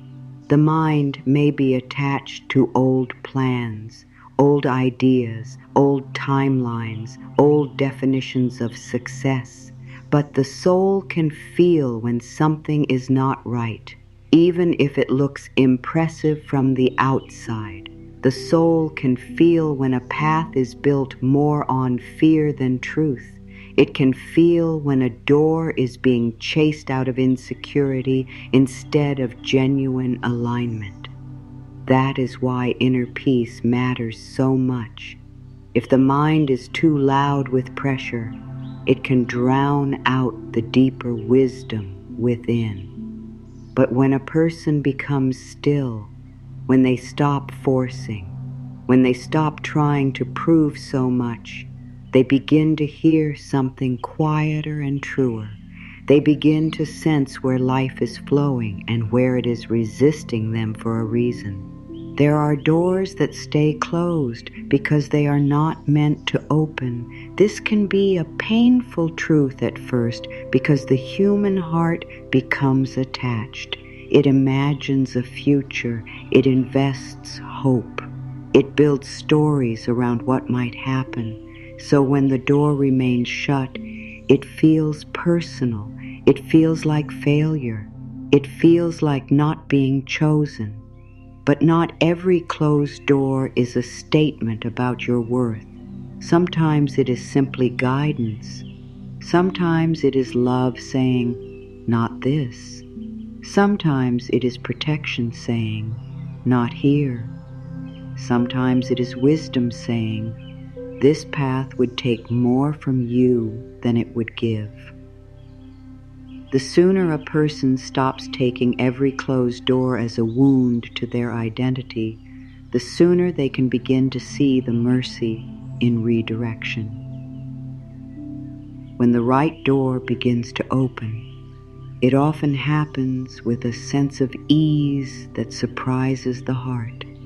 Not always ease in the sense of zero effort, but ease in the sense that you no longer have to force every piece. The needed conversation happens. The next step becomes clear. The energy begins to move. Support appears. Inner certainty grows. Things that once felt blocked begin to loosen. The person is not frantic. They are responsive. They are not trying to control everything. They are listening, following, trusting. There is movement, but it is not driven by panic. It is driven by alignment. This is one of the most beautiful parts of spiritual trust. It teaches a person how to recognize grace when grace begins to move. It is important to remember that natural opening often requires inner readiness. If the door opened too soon, You might walk through it with the same fear patterns that made the old season so painful. You might carry old wounds into a new space and then wonder why the new space does not feel peaceful. That is why so much inner work happens before outer openings. Trust is being built, self-woe. Arth is being healed. Patience is being deepened. Control is being loosened. The person is becoming someone who can enter a new room without needing to grip everything in fear. This is not delay as punishment. This is preparation as love. The right door opens not only when the path is ready, but often when you are ready to walk through it with more peace. There is also a difference between chasing a door and receiving a door. Chasing comes from fear that it will disappear if you do not grab it hard enough. Receiving comes from the belief that what is meant for you can meet you.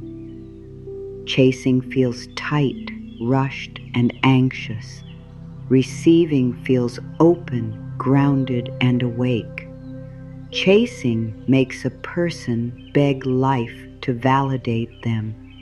Receiving allows life to bring what fits. This does not mean passively waiting for everything to fall from the sky.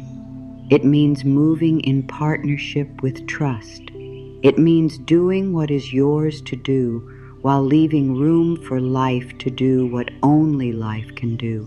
How many times has a person exhausted themselves trying to make one specific thing happen, only to later realize that something better was waiting just beyond it? At the time, they could not see it. At the time, they thought the closed door meant the end. But later, when another path opened, they understood. They saw that what they wanted then was smaller than what was being prepared. They saw that their fear had made them cling to a door that was never right for them, and they saw that once they stopped forcing, life had room to reveal a better direction. This is why surrender is not loss. It is often the beginning of clearer vision. Sometimes the greatest act of faith is not pushing harder. It is stepping back and saying, if this is right for me, it will open in truth. If it is not, I am willing to be led elsewhere. Those words free the heart from the prison of obsession. They allow a person to stop trying to make one outcome carry all their hope. They widen the soul. They restore breath. They return the person to the understanding that life is larger than one plan, one timeline, one image, one door. There are more possibilities than fear can imagine. There are more paths to goodness than the anxious mind can see. And when the heart relaxes into that truth, it becomes much easier to notice the doors that are quietly opening already.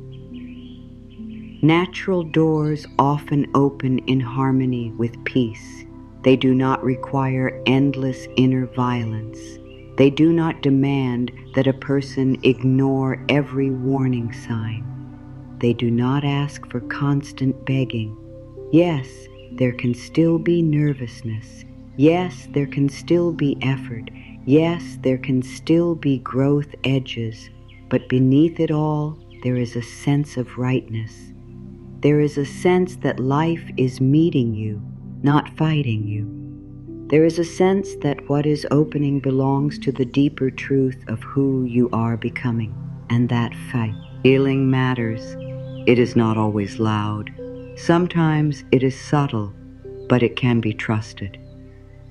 A person who has learned to stop forcing begins to move through life differently. They still care, but they do not cling the same way. They still have dreams. but they do not let those dreams become chains. They still take action, but they no longer worship pressure. They trust that if a door must be pushed with violence every day just to remain open, it may not be the door of peace. And this understanding saves so much energy. It saves so much heartache. It allows the person to keep their spirit soft instead of bruised by constant striving. It allows them to become more sensitive to where life is actually flowing.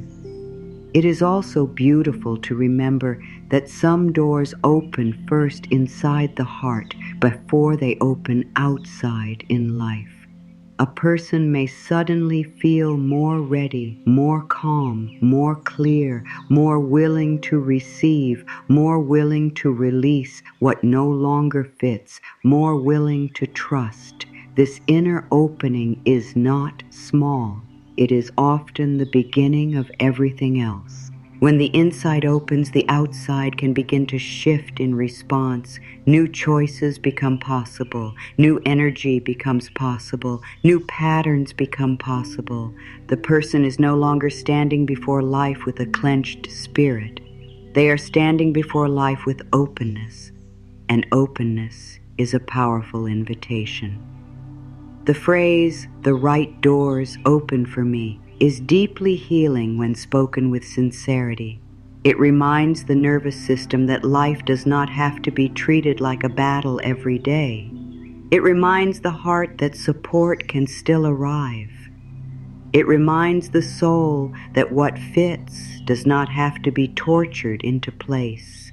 It reminds the mind that there is wisdom in waiting for what opens with truth. These words begin to change how a person sees delay, rejection, and redirection. They begin to understand that a closed door can be holy, an open door can be grace, and both can be part of being led. So if you have been pushing on a door that will not move, let this be a gentle invitation to stop for a moment, breathe, place your hand on your heart.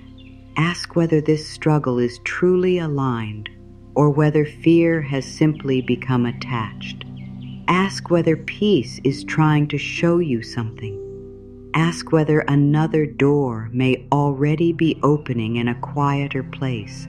Trust that the right path does not need your panic to exist. Trust that what belongs to you can come with greater ease than fear told you. Trust that life knows how to open doors in its own wise way. And trust that when the right door opens, you will not have to lose yourself just to step through it. There comes a point in the spiritual journey when a person begins to understand that life cannot always be controlled, but it can be trusted. This is not always an easy lesson, because the mind wants fixed plans, clear signs, and quick answers. The mind feels safer when everything is explained, but the soul often and grows in a different way. The soul grows through trust. It grows by learning how to walk without seeing the whole path. It grows by learning how to rest in the middle of questions. It grows by understanding that life has a flow, and that flow is wiser than fear. When a person begins to trust that flow, something inside them softens. They no longer feel they must fight every moment. They begin to feel that life may actually be trying to carry them. The flow of life is gentle, but it is not weak. It is quiet, but it is not empty. It is always moving, always guiding, always bringing lessons, changes, endings, and beginnings in its own time. Sometimes this flow feels easy, like a season of peace, joy, or new opportunities. At other times, it feels harder to understand, like a season of waiting, loss, silence, or deep change. But even then, the flow has not stopped. Life is still moving, something is still unfolding. The trouble begins when a person starts pushing against what is happening with all their strength. They tire themselves trying to force the river to move in another direction. But the river of life does not respond to panic, it responds to trust. Trusting life does not mean pretending everything feels good. It does not mean calling pain beautiful when it still hurts. It does not mean smiling through every struggle and refusing to admit when the heart feels tired. Real trust is more honest than that. Real trust says, "This is hard, but I believe I am still being guided." Real trust says, "I may not understand this, but I will not decide that life has turned against me." Real trust says, "I can feel uncertain and still choose peace." This is what makes spiritual trust so powerful. It is not fake calm, it is grounded faith. It is the choice to stay open to wisdom, even when the mind cannot yet make sense of what is happening. Many people imagine trust as something passive, but true trust is alive. It listens, it responds, it stays awake. It does not sit in fear, waiting for life to rescue it. It participates with openness. It takes the next step when the next step becomes clear. It rests when the spirit needs rest.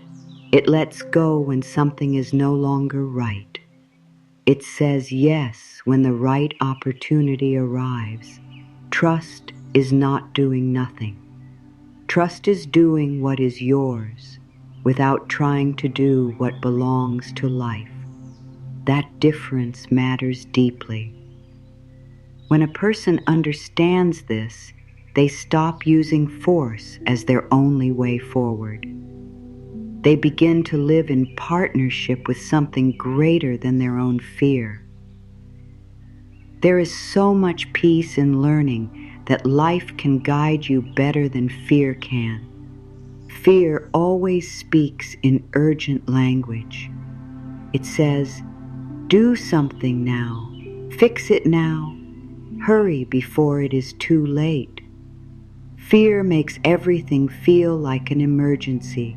Even simple waiting starts to feel dangerous. But fear is not a wise guide.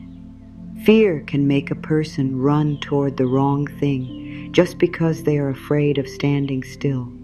Fear can make a person cling to what is familiar even when it is draining them.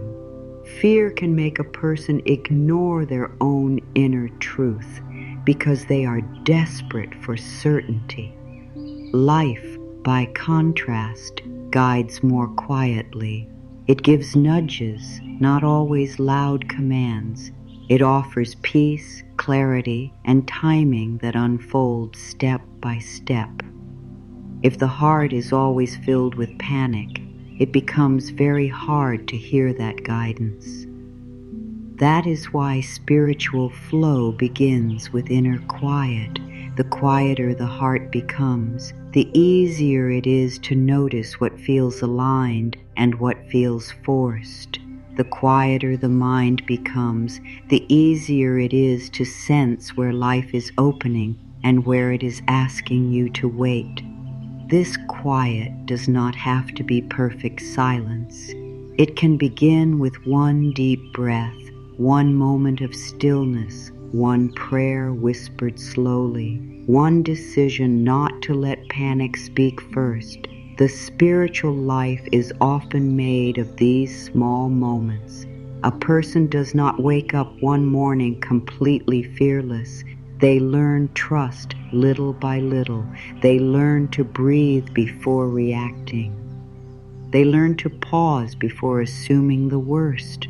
They learn to say, "Let me listen," instead of, "Let me force." There is a beautiful image in the idea of floating instead of fighting. Fighting life all the time makes the body tired, the mind noisy, and the heart hard. Floating does not mean giving up. It means allowing yourself to be held. It means remembering that the current knows where it is going, even when you cannot see the full path. It means that you do not have to move every piece of the future with your own hands.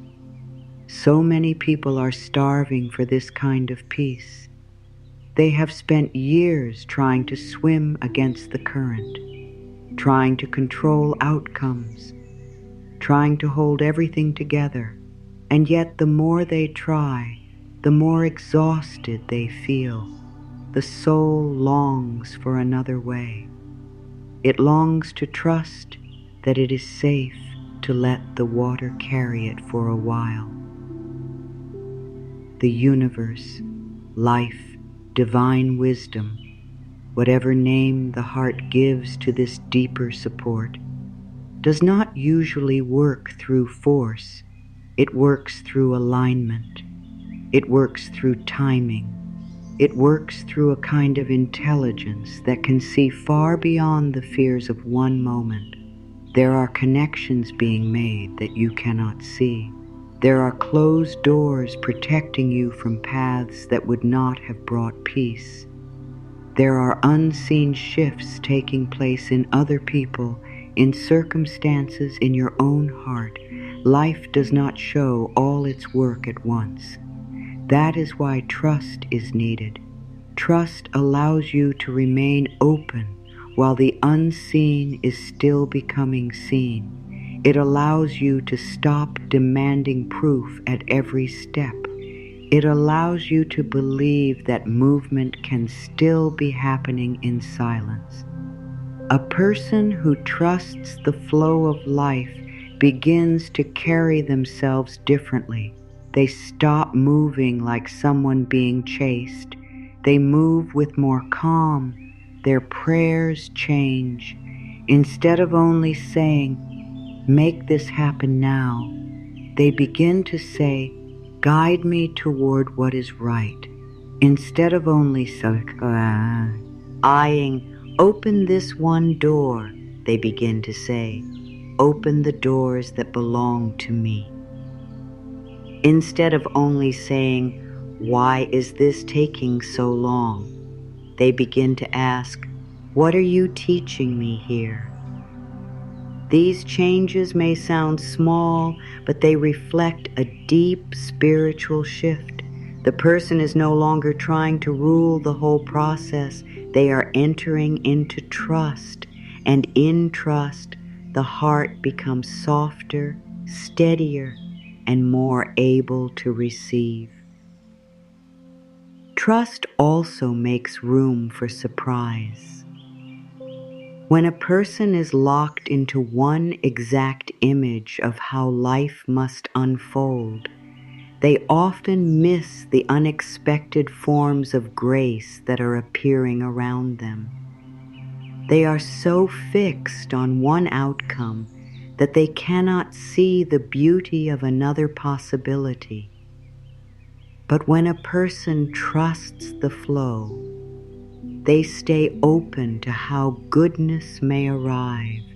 They understand that divine wisdom may choose a different path than their original plan, and often that different path carries more peace than they could have planned for themselves.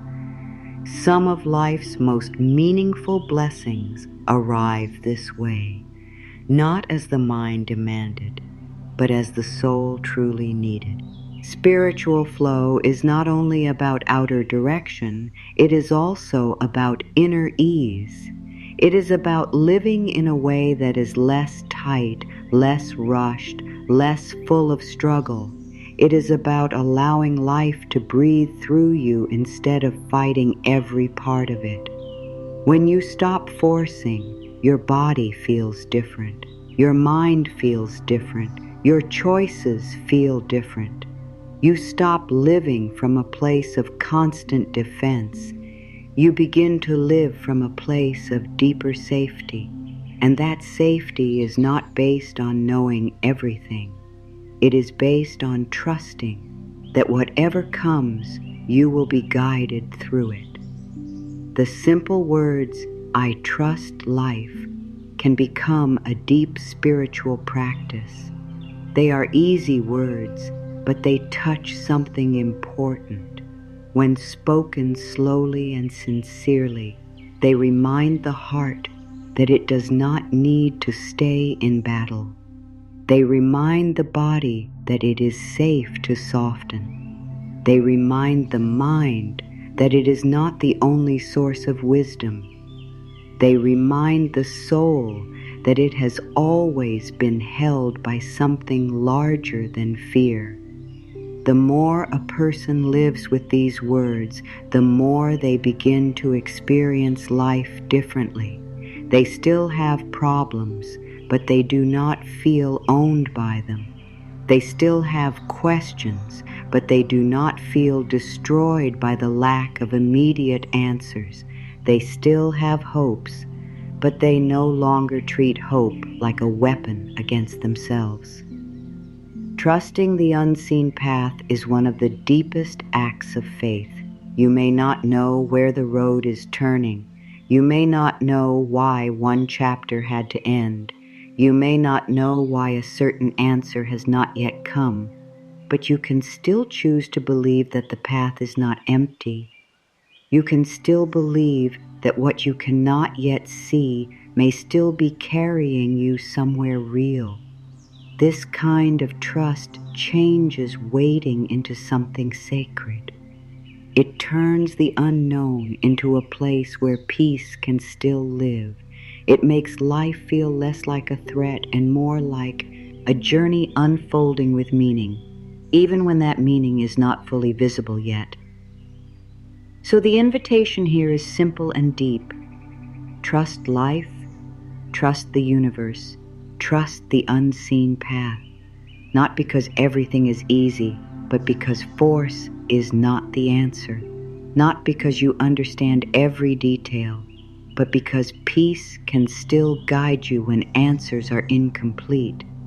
Life can lead you better than fear can, and the moment you begin to believe that, even just a little, the flow begins to feel less frightening. It begins to feel like something you can move with. It begins to feel like home. Words shape the inner world more than most people realize.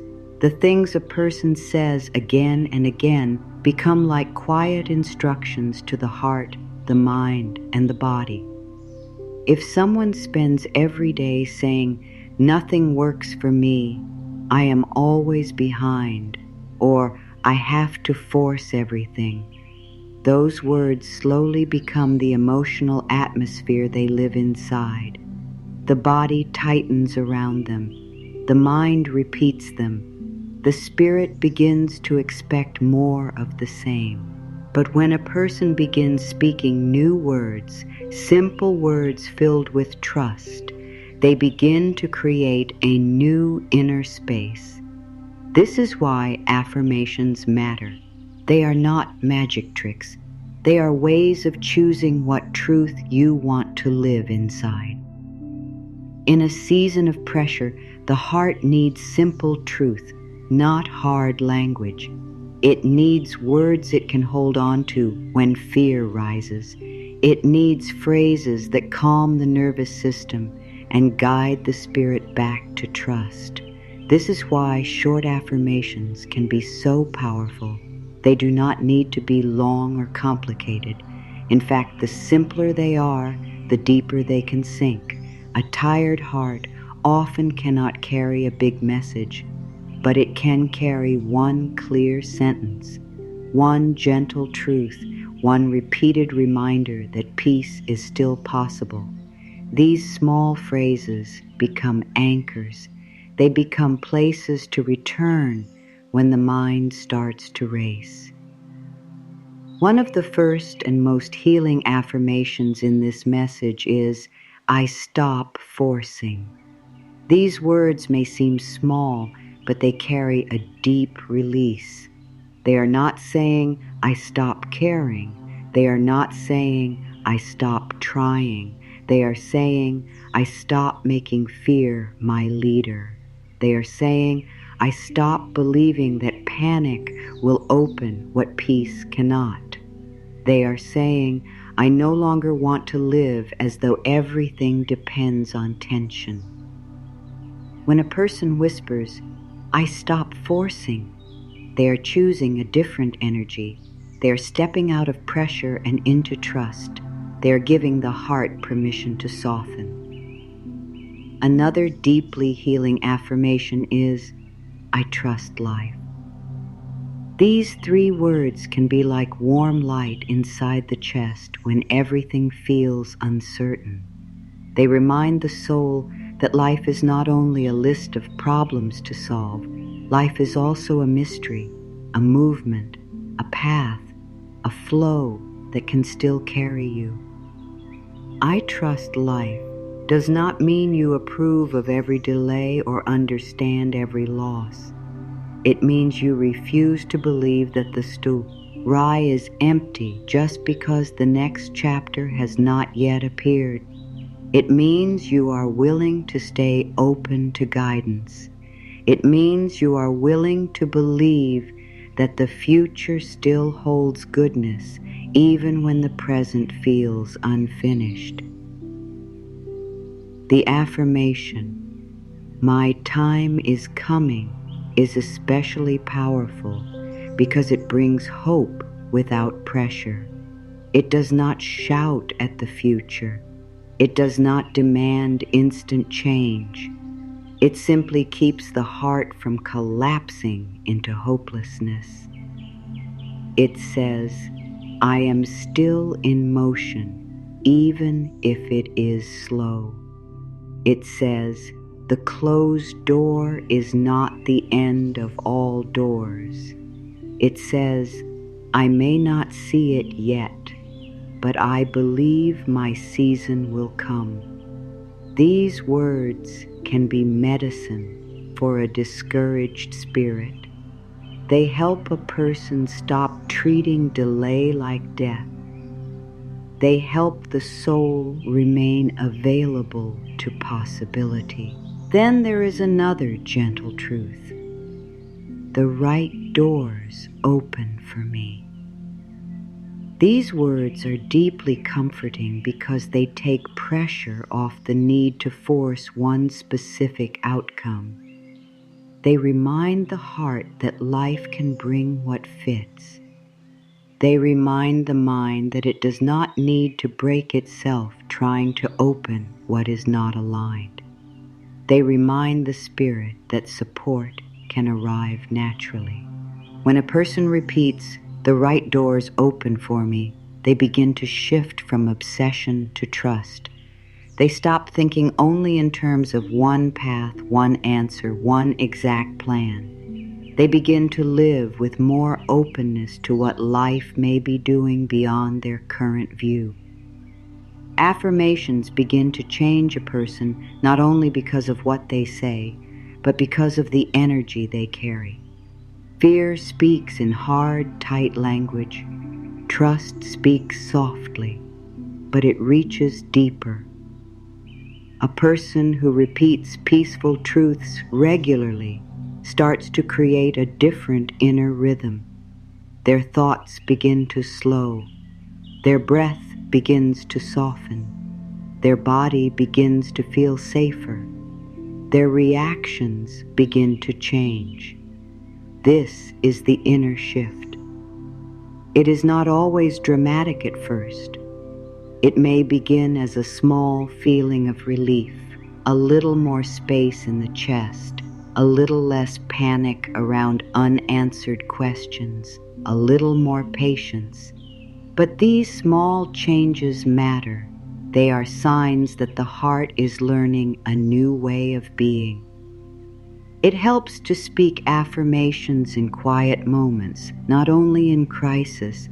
Say them in the morning before the day fills with noise. Say them at night when the mind wants to replay everything. Say them while breathing slowly. Say them when the heart feels afraid. Say them even when you do not fully believe them yet. The point is not to perform perfect faith. The point is to gently train the mind and body toward truth. The point is to keep opening the inner door. Every repetition plants something. Every kind word to yourself weakens an old habit of fear. Every peaceful statement becomes a seed for a calmer life. Some people resist affirmations because they feel too simple. They think, can a sentence really change anything? But life is often shaped by repeated thoughts. If repeated fear can create tension, repeated peace can create healing. If repeated hopelessness can darken the heart, repeated trust can begin to lift it. The human mind is deeply affected by what it hears again and again. So why not give it something gentler to live with? Why not choose words that support peace instead of pressure? Why not offer the soul language that helps it remember safety, timing, and trust? It is also important to feel affirmations, not only say them. Let the words land in the body. If you say, I trust life, pause for a moment and breathe. Let your shoulders soften. If you say, I stop forcing, notice where tension is being held. If you say, my time is coming, let hope rise gently instead of saying it with strain.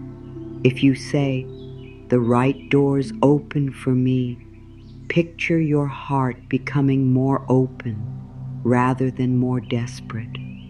The body listens to tone. The spirit listens to sincerity. Even a simple sentence becomes more powerful when it is spoken with presence. Over time, affirmations can begin to replace old inner voices. Many people have lived for years with harsh mental patterns. They say things to themselves they would never say to someone they love. They pressure themselves. They doubt themselves.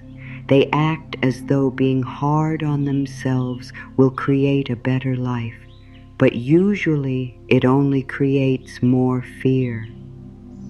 Affirmations offer another voice, a kinder voice, a steadier voice, a voice that says, you are not forgotten. You are not late in the way fear says. You do not have to force your future. You are allowed to trust.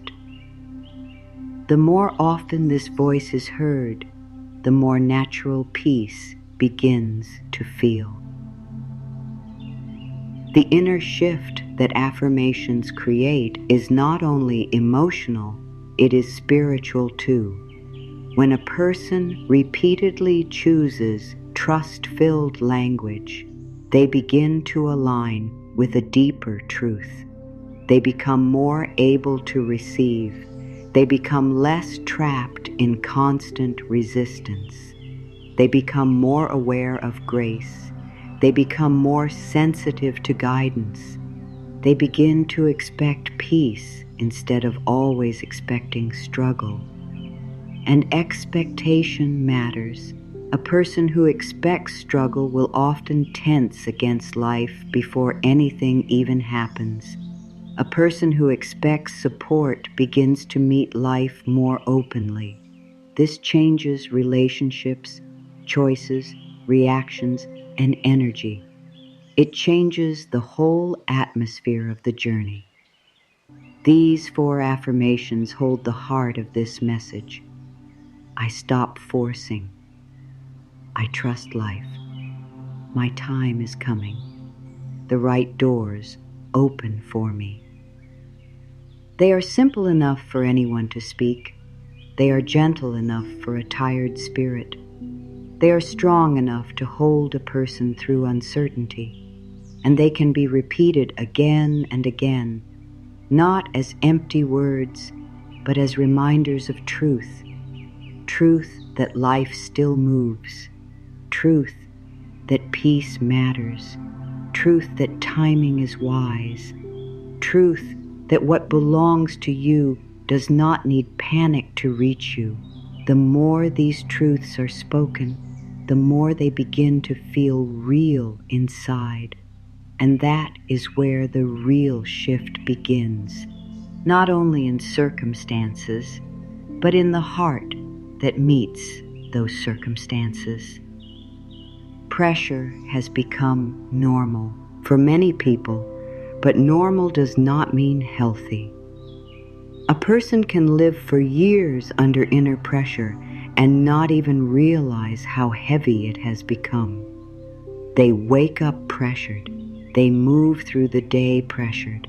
They think about the future with pressure. They measure themselves with pressure. They even pray with pressure. Everything feels urgent. Everything feels like it must be fixed now. Everything feels tied to their worth. But this is not peace. This is strain.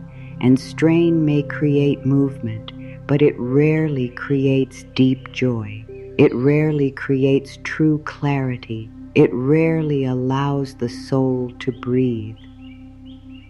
Pressure tells a person that if they relax, things will fall apart.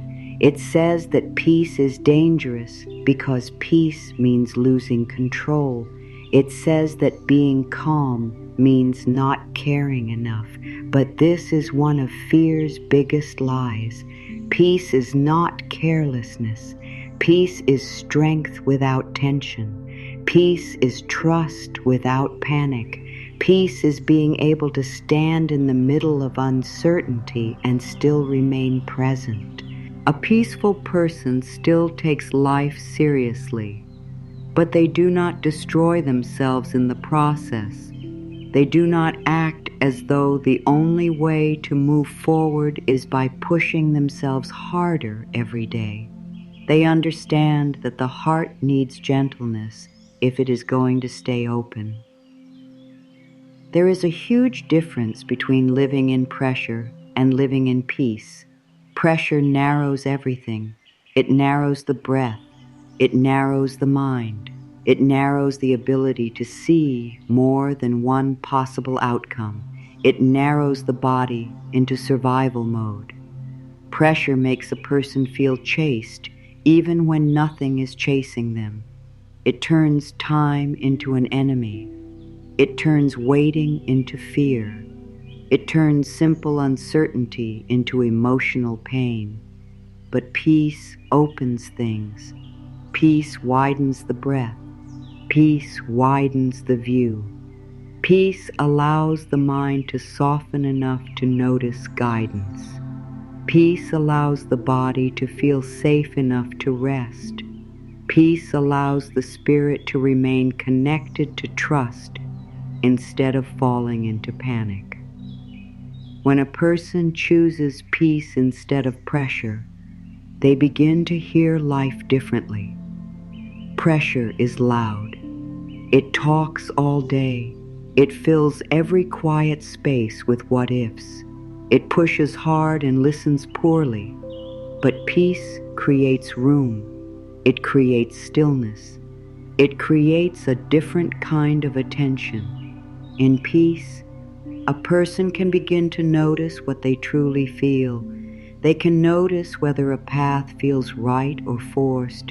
They can hear the quiet wisdom of their own soul.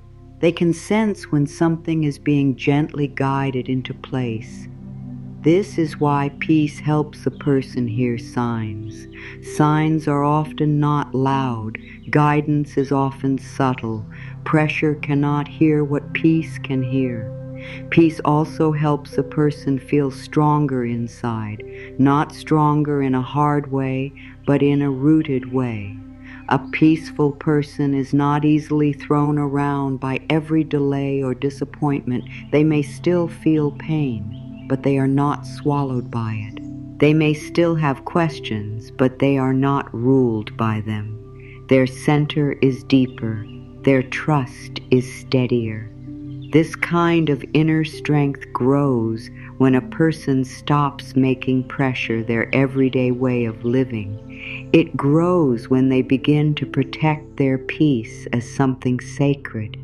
It grows when they understand that not every problem needs a fearful response. There are many people who live as though pressure is the proof that they are trying. If they are worried, they feel responsible. If they are tense, they feel productive. If they are restless, they feel serious. But pressure is not proof of faithfulness. It is often proof of fear. Peace, on the other hand, may feel strange at first because it does not look dramatic. It is quiet. It does not rush to prove itself. It simply allows the heart to stay whole. It allows the nervous system to calm down. It allows a person to act without losing themselves. This is why peace must be chosen on purpose. The world often teaches pressure. The soul must learn peace. Choosing peace does not mean you suddenly never feel stress again. It means you stop agreeing with stress as the ruler of your life. It means when pressure rises, you notice it and return to truth. You breathe, you pause, you step back from the fearful story. You remind yourself that answers do not become clearer by panic. You remind yourself that your worth is not based on how much tension you can carry. You remind yourself that life can still move in calm. These repeated returns matter. They teach the body that pressure is not the only option. They teach the mind that peace is possible even before everything is solved. A peaceful heart also becomes more open to beauty. Pressure misses beauty because it is always reaching for the next thing. Pressure says, "Not yet. I cannot rest. I cannot enjoy this. I cannot look up. I cannot breathe." But peace notices the kind word, the warm light, the small relief, the quiet answer, the moment of grace in the middle of an ordinary day. These things matter. They are part of healing. They remind the heart that life is not only made of tasks and fears, it is also made of presence. The more a person lives in peace, the more they begin to recognize how many small blessings were being overlooked during the years of pressure. Pressure makes the future feel heavy. Peace makes the future feel possible. Pressure says, "What if it all goes wrong?" Peace says, "Whatever comes, I will meet it with grace."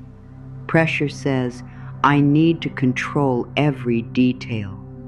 Peace says, "I can trust one step at a time."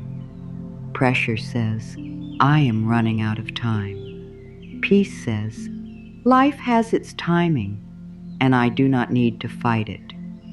These different inner voices shape the whole experience of living. The outer circumstances may not change at once, but the heart living inside them changes greatly. And when the heart changes, the whole path begins to feel different. The body responds to peace in powerful ways. The breath deepens, the muscles soften, the racing thoughts slow down. The heart stops feeling like it must keep proving its safety.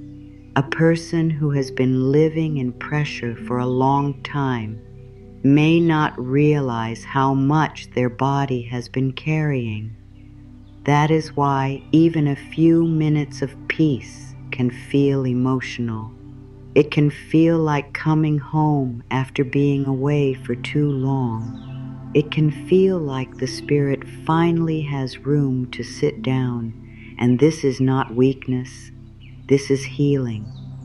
The body was never meant to live in constant alarm. A person in peace also becomes more receptive. They are less likely to reject help, more likely to notice alignment, more willing to let life support them. Pressure makes receiving very hard because it keeps the heart guarded. It assumes everything must be earned through strain. But peace says, I can receive with gratitude. Peace says, I do not have to push away every good thing because I am afraid it will not last. Peace says, I can let life be kind to me. That kind of openness changes the whole emotional atmosphere of a person's life. It makes it easier for love, guidance, rest, and support to stay. To choose peace instead of pressure is one of the most loving choices a person can make for their soul. It is a choice to stop living as though urgency is always the truth. It is a choice to believe that calm can also carry power. It is a choice to trust that the heart does not need to be hard to be strong. It is a choice to make space for faith, beauty, and signs that pressure would have missed.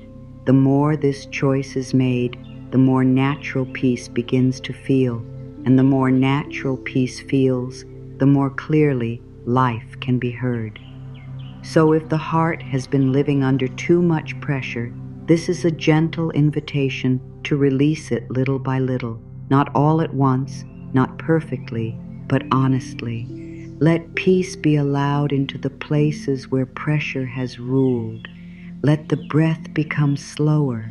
Let the mind become kinder. Let the spirit stop trying to earn safety through tension. There is another way to live, a softer way, a truer way, a way where peace becomes the place from which you listen, choose, wait, and receive. And in that peace, much becomes possible. There is a great comfort in remembering that nothing meant for you will miss you. These words can bring rest to a very tired heart. So many people live as though one mistake can ruin everything. One delay can end all hope. One closed door can cancel their future. But life is often more merciful than fear says. What is truly yours does not need panic to find you. What is truly aligned does not require you to destroy your peace to receive it. What is truly meant for your life will come in the right way, in the right season, and with the right inner readiness to hold it. You are not required to chase every answer. You are not required to push open every possibility. You are not required to prove your worth by how much pressure How can survive. You are allowed to breathe. You are allowed to soften. You are allowed to trust that life is still working, even in quiet seasons. This is one of the deepest forms of reassurance. The understanding that your future is not built only by force, it is also shaped by timing, by grace, by unseen support, and by the quiet wisdom of a heart learning to trust. If the road has felt long, let this be a reminder that slow does not mean lost. If the answers have felt delayed, let this be a reminder that delayed does not mean denied.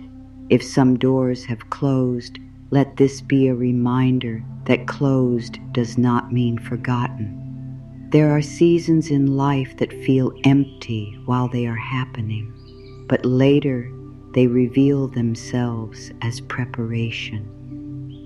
There are endings that feel painful while they are happening, but later they reveal themselves as redirection.